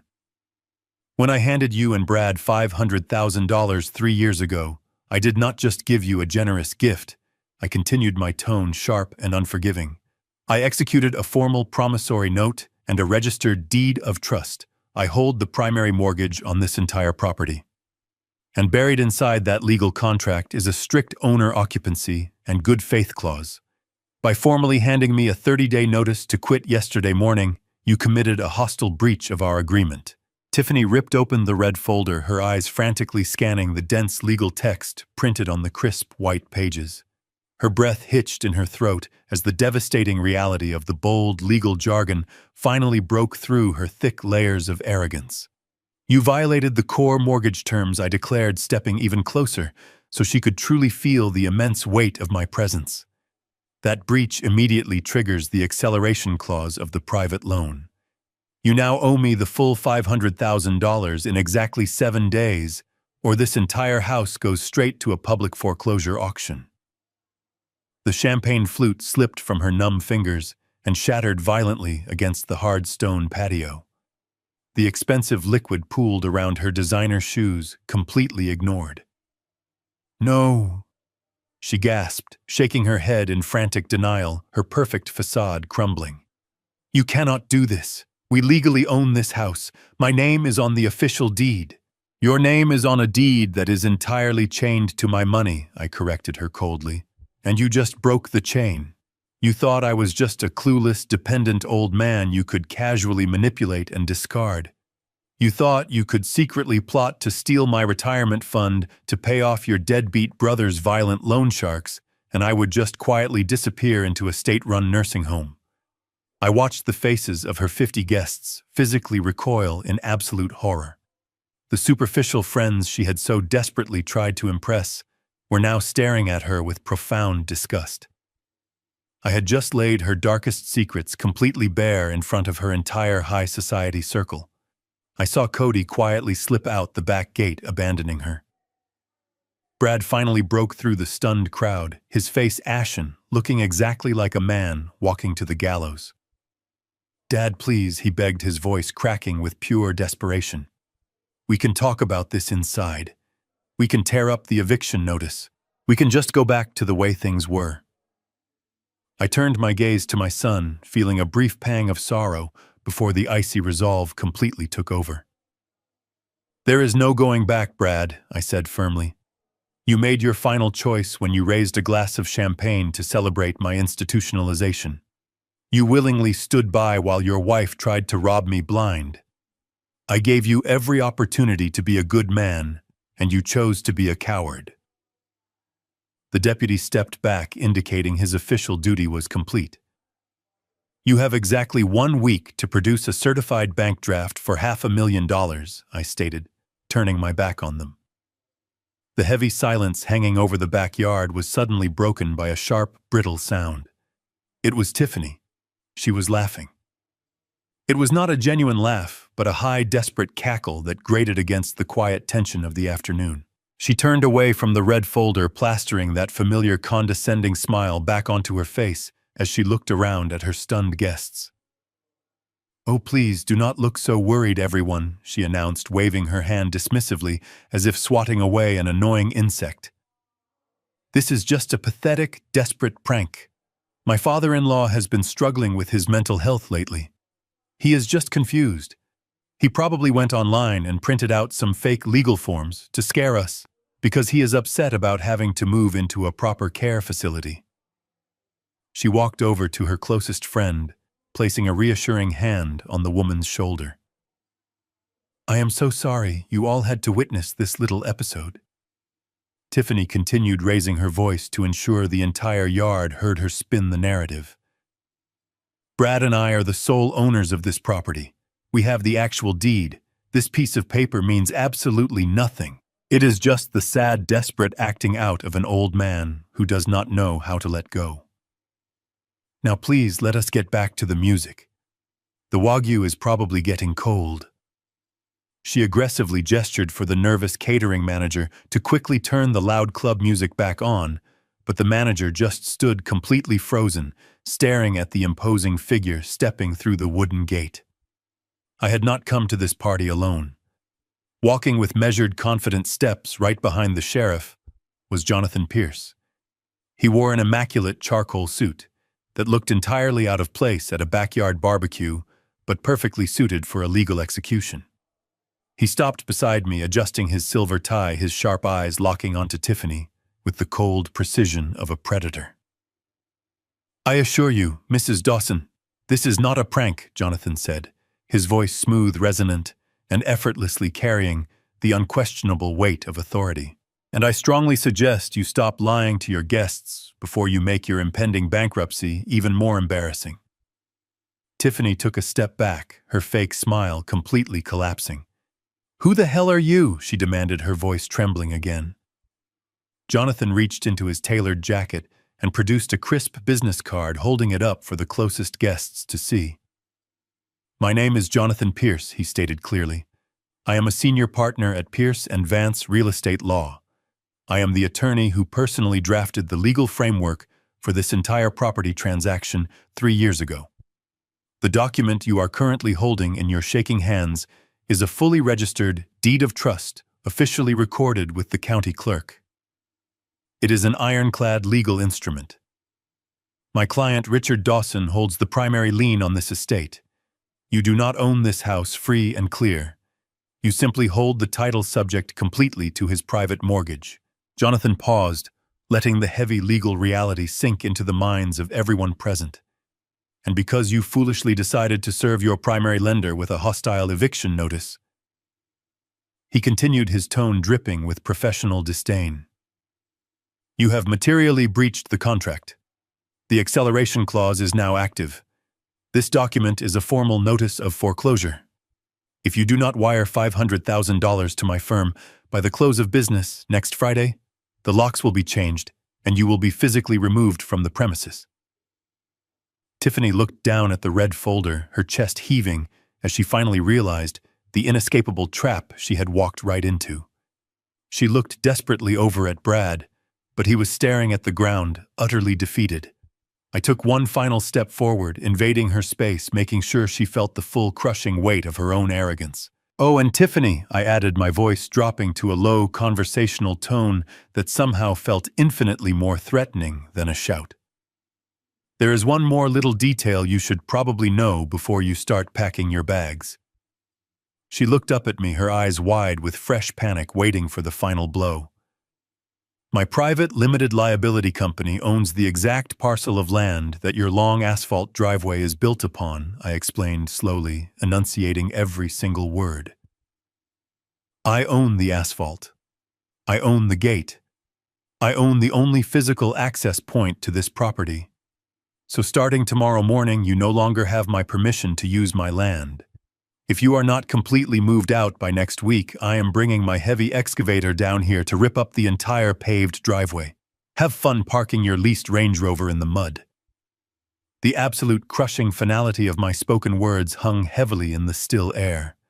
Her beautiful, expensive illusion was completely shattered forever. The guests who had spent the entire afternoon drinking her champagne and praising her fake lifestyle began to step away from her as if she were carrying a contagious disease. No one wants to be associated with a sinking ship, especially not people whose entire lives are built on appearances.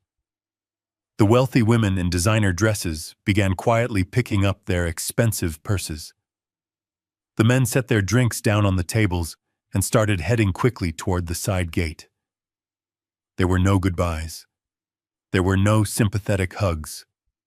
They were simply leaving in droves, practically running away from the humiliating spectacle of Tiffany's total financial destruction. Tiffany stood completely alone by the edge of the pool, surrounded by discarded plates and half-empty glasses, watching her carefully constructed high society life evaporate before her very eyes. The sheriff tipped his hat slightly in my direction, signaling that the civil standby was effectively concluded. I turned my back on the silent, ruined party and began the long walk down my asphalt driveway, leaving them to finally face the terrible consequences of their own greed. I had barely taken 3 steps toward the safety of my driveway when a loud, agonizing wail tore through the thick silence of the backyard. I paused, the gravel crunching softly beneath my heavy work boots, and slowly turned around. The last few lingering guests were rushing through the side gates, eager to escape the radioactive fallout of the afternoon. Only the core of the disaster remained by the edge of the sparkling swimming pool.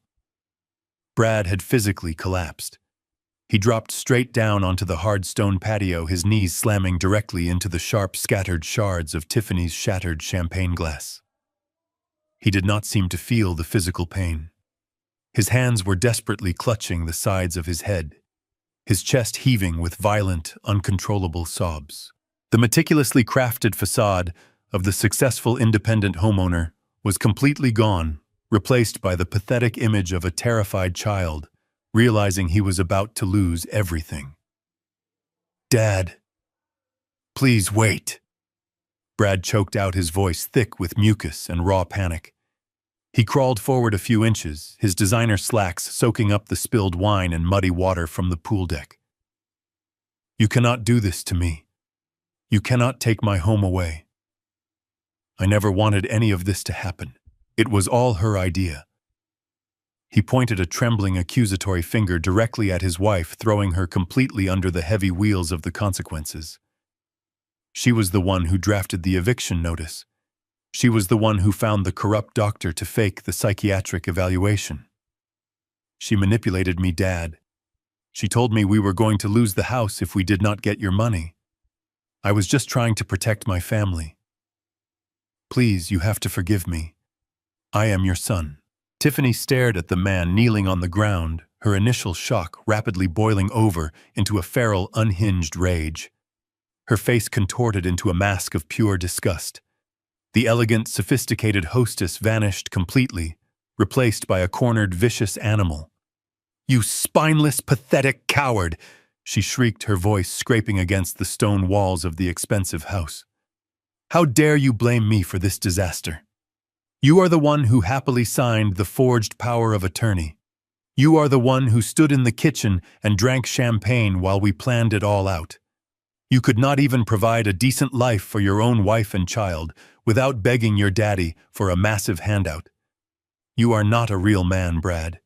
You are just a weak, pathetic little boy who let his ancient father ruin our perfect lives." Her venomous words struck him like physical blows, but Brad was too broken to fight back. He just stayed on his knees, weeping loudly into his hands, the beautiful marriage they had so proudly paraded around, completely dissolving into a toxic puddle of mutual hatred right before my eyes. The sheer ugliness of their true nature was fully exposed, stripping away any lingering doubt I might have harbored about my decision. Suddenly, heavy footsteps pounded against the wooden deck. Cody, who had been quietly lurking near the outdoor kitchen, realized that his golden ticket to safety was evaporating. The $75,000 he desperately needed to pay off his violent loan sharks was now securely locked away behind Jonathan Pierce's impenetrable legal wall. Panic and anger flared in his bloodshot eyes. He shoved a heavy patio chair out of his way and lunged toward me, his fists tightly clenched, his posture radiating pure violence. "You smug old bastard," Cody growled, his face turning a dangerous shade of red as he aggressively closed the distance between us. "You think you can just march in here and ruin everything? I will beat the life right out of you before I let you take that money away from my sister." He took one more threatening step, but he never got the chance to raise his hands. The sheriff moved with terrifying, practiced speed. The tall deputy stepped seamlessly between me and the approaching threat, his heavy boots planting firmly onto the stone patio. His right hand dropped instantly to his utility belt, unsnapping the heavy leather holster and gripping the bright yellow handle of his taser. "That is far enough, son," the deputy commanded, his voice rumbling, like distant thunder, carrying an absolute promise of immediate painful violence. "You take one more step toward this man, and I guarantee you will wake up in the back of my patrol cruiser with 50,000 volts running through your system. Back off right now." Cody froze his chest, heaving, as he stared at the uncompromising wall of law enforcement standing in his path. The violent bravado slowly drained out of him completely, replaced by the stark realization that he was entirely outmatched. He raised his hands in a gesture of surrender, backing away slowly until he bumped into the outdoor bar. He looked at Tiffany, then at Brad, and finally spat on the ground in utter disgust before turning and practically running toward the side gate, entirely abandoning his sister here to face the music alone. The sudden surge of adrenaline faded, leaving the backyard bathed in a cold, hollow silence. Only the gentle hum of the pool filter and Brad's ragged breathing remained. I stood there looking down at the broken man crying on the patio. Seeing him in pain once broke my heart, but the man looking back at him now was completely empty. I felt absolutely zero emotion. There was no pity. There was no anger. There was just the cold calculus of a closed account. I stepped forward, my shadow falling over his kneeling form. Brad slowly looked up at me, his eyes red and swollen. "You made your bed, Brad," I said, my voice quiet, steady, and devastatingly final. "Now pay the mortgage." I did not wait for his response. I just walked away, leaving them in the ruins of their ruined party. The 7 days that followed were a masterclass in absolute desperation. I did not return to the property during that week, choosing instead to remain safely in the comfort of my rented penthouse. Through the hidden cameras I had installed, I watched their entire world rapidly collapse piece by piece. Tiffany spent the first 2 full days aggressively calling every single major bank and local credit union in the greater Charlotte area. I watched her sit at that expensive marble kitchen island, her manicured fingers trembling as she dialed number after number. She tried to charm the loan officers, playing the role of the wealthy, sophisticated homeowner looking for a quick bridge loan. But the cold banking system does not care about your designer clothes or your expensive zip code. They only care about hard numbers. And Tiffany's numbers were a catastrophic disaster. Whenever a bank pulled her credit report, they immediately saw the massive hidden mountain of high-interest debt she had been secretly accumulating for years. The maxed-out credit cards, the exorbitant personal loans, the luxury vehicle lease she was already behind on. They saw a woman completely drowning in reckless financial obligations. Every single application was instantly denied. By the 4th day, her arrogant demeanor had entirely vanished, replaced by a frantic, unhinged panic. Brad was no better. He took an emergency leave of absence from his corporate job, spending his days pacing the living room floor like a trapped animal. He tried calling my phone dozens of times, leaving long, tearful voicemails begging for a second chance, pleading with me to stop the impending legal proceedings.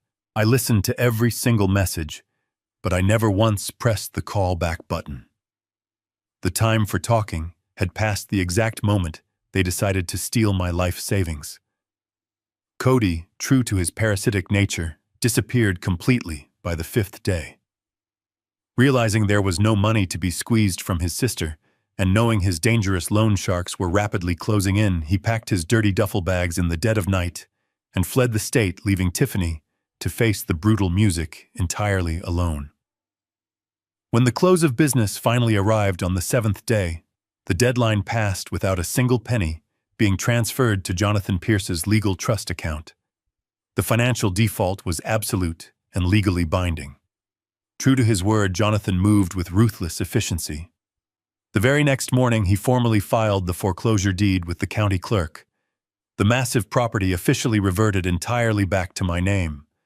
Their equity was completely wiped out. The beautiful house was mine again. 2 days later, the local county sheriff returned to the estate. This time, he did not come alone. He arrived with 2 additional deputies and a thick stack of official eviction orders. I drove my pickup truck down the long asphalt driveway right behind their marked patrol cruisers. I parked near the detached garage and calmly stepped out into the cool morning air. The imposing deputies did not bother knocking gently. They pounded heavily on the grand front oak door until Brad finally opened it, looking completely exhausted and utterly defeated. The sheriff handed him the final paperwork, instructing him that they had exactly 1 hour to gather whatever personal belongings they could carry and vacate the premises immediately. If they stubbornly refused to leave, they would be physically removed in handcuffs and formally arrested for criminal trespass. Watching the absolute reality of their dire situation finally crush them was a profoundly sobering experience. Tiffany shrieked and cried violently, throwing expensive clothes into random bags, loudly cursing my name, cursing Brad, and cursing the stoic deputies who stood silently watching her embarrassing public meltdown. Brad simply moved like a hollow ghost, quietly packing his young son's colorful toys and a few basic daily necessities. I walked up the stone steps and stood quietly on the expansive front porch, leaning against the sturdy wooden railing. I watched as they began hauling their hastily packed belongings out of the front door. There was no expensive moving company waiting to carefully transport their luxurious furniture. There was no brand new Range Rover parked in the driveway, waiting to sweep them away in comfort.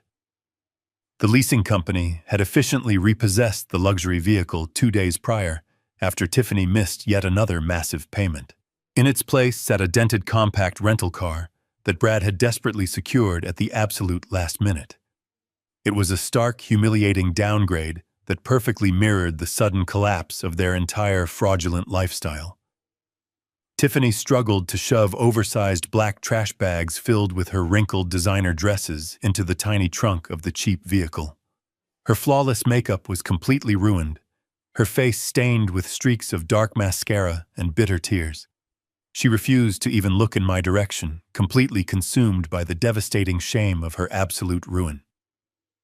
Brad carried the last few cardboard boxes out his shoulders, slumped beneath the crushing weight of his monumental failure. He gently placed his young son into the back seat, making sure the child was secure. Then he paused by the driver's side door and finally looked up at me standing firmly on the porch of the house he had just lost forever. He looked like a man who finally understood the true cost of his own cowardice. I looked back at my only son, my face completely devoid of any sympathy. No apologies were offered. No harsh words were exchanged. The silence stretching between us was absolute, heavy, and unbroken. It was the profound, uncompromising silence of absolute victory. Brad slowly lowered his head, opened the creaking car door, and climbed into the driver's seat. He started the weak engine and drove slowly down the long asphalt driveway. I stood silently on my wide wooden porch and watched the cheap little rental car slowly turn out onto the busy main public road, disappearing completely and finally from my life forever. The silence that settled over the estate after their car vanished from sight was not the heavy, suffocating kind I had endured for the past 3 years. It was a clean, breathable silence. I walked slowly back up the long asphalt driveway, unlocked the heavy oak front door, and stepped into the sprawling foyer. The house was a complete disaster, littered with discarded packing materials, abandoned pieces of cheap furniture they could not fit into the rental car, and the lingering ghosts of their toxic marriage. But underneath the superficial mess, the foundation was still rock solid. I spent the next 2 weeks doing what I have always done best. I put on my worn canvas work pants, grabbed my heavy tools, and got to work repairing the damage. I patched the drywall where Tiffany had hastily ripped down her expensive artwork. I repainted the scuffed hallways with warm, inviting colors. I hired a professional crew to deep clean every single square inch of the marble floors and the expansive kitchen.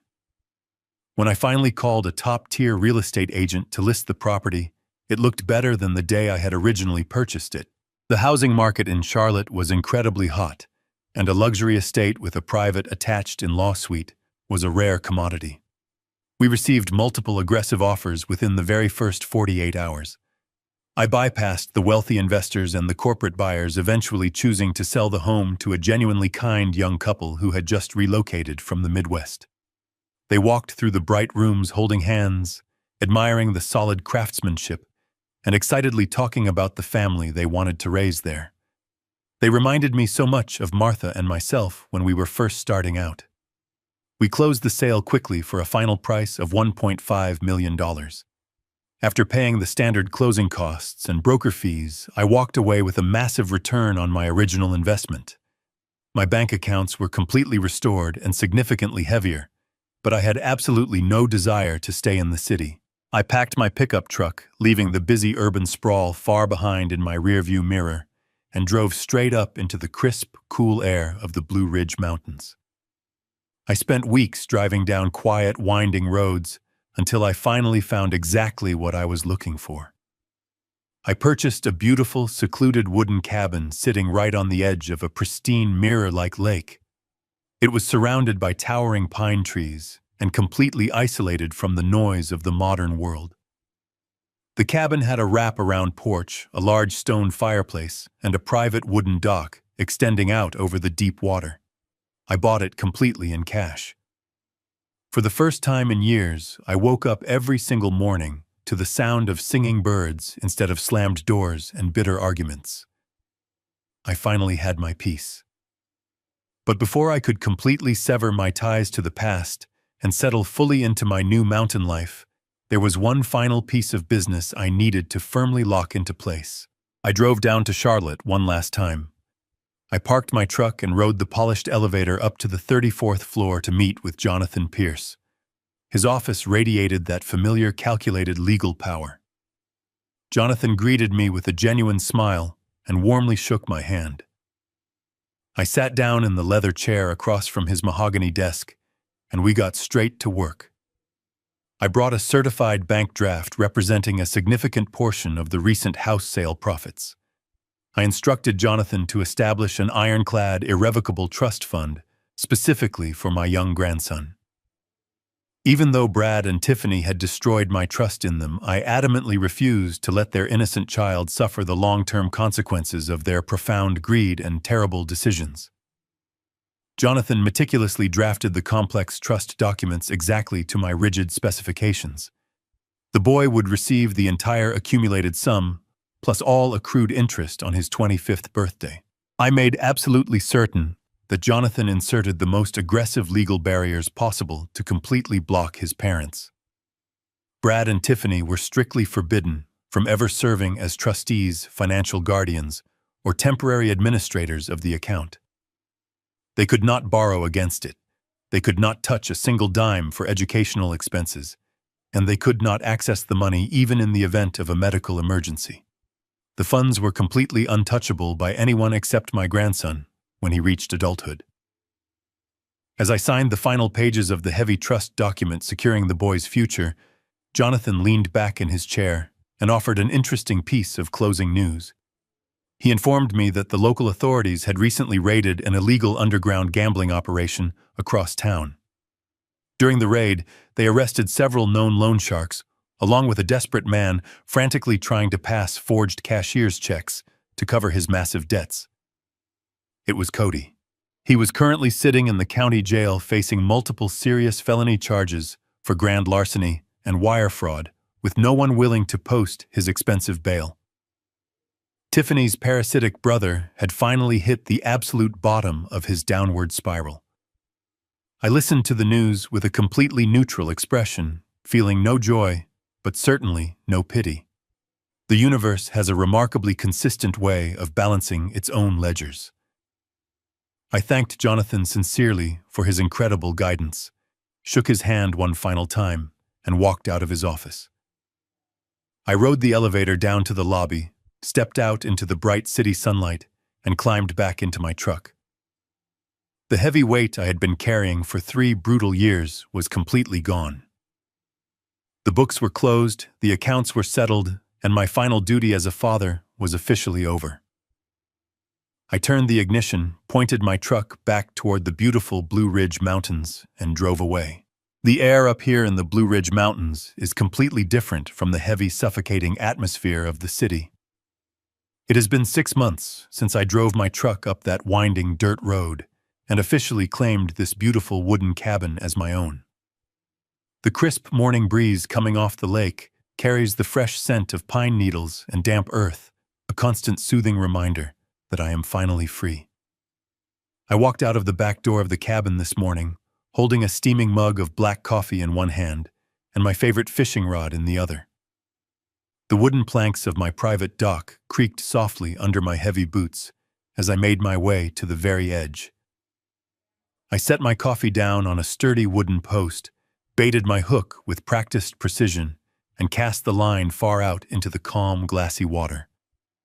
The quiet splash rippled outward, breaking the perfect reflection of the towering green mountains. I sat down on a comfortable wooden folding chair, leaning back and listening to the absolute silence. It is in these quiet moments that the mind naturally wanders back to the brutal storm I survived. I often think about Martha and the deep promises we made to each other.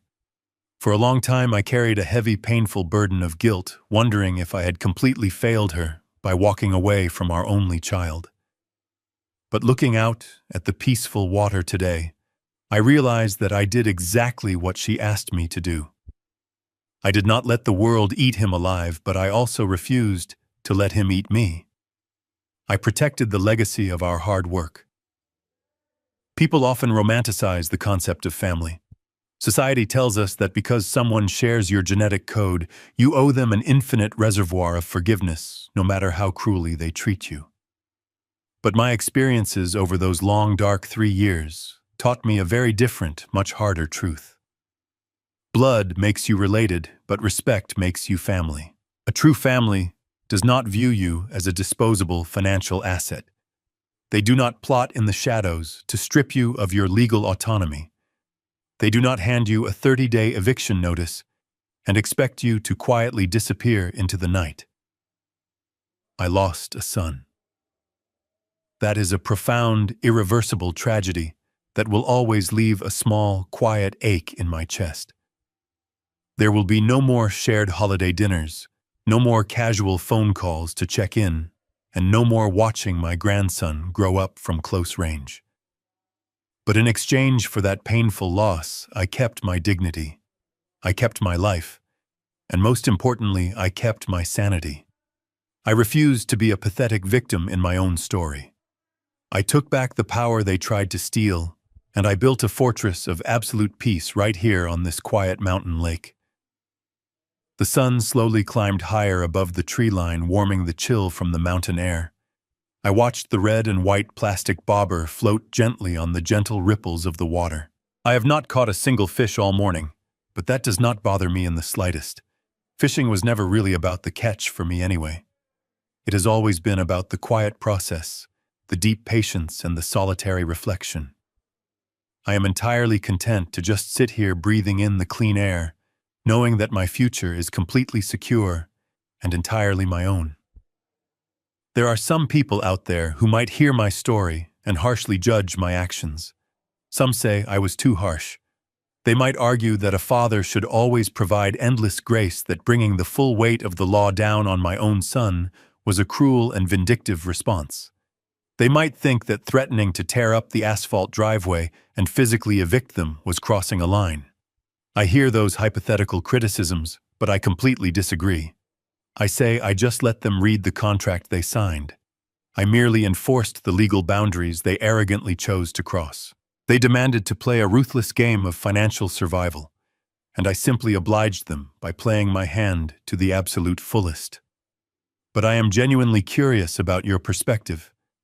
What would you have done if you found yourself in my heavy work boots? If you discovered your own flesh and blood secretly plotting to lock you away in a state facility just to steal your life savings? Would you have gracefully forgiven them? Would you have quietly packed your bags and surrendered your hard-earned home? Or would you have fought back with every single weapon at your disposal? Let me know in the comments below. I read every single one of them, and I truly value the community we are building here. Thank you for taking the time to listen to my story today. It is not an easy tale to tell, but it is an important one. If there is one crucial lesson I want you to take away from my experience, it is this: stay strong and never let anyone tell you that you are just an old man who does not know better. Wisdom does not automatically expire when your hair turns gray. Your years of hard work, your sharp intuition, and your inherent human dignity demand absolute respect. Protect your boundaries fiercely and never apologize for defending your own life. Please remember to hit the like button and subscribe to the channel if you found any value in my journey. Your support helps me share these important lessons with others who might be silently struggling in similar situations. Stay safe, trust your gut, and always read the fine print.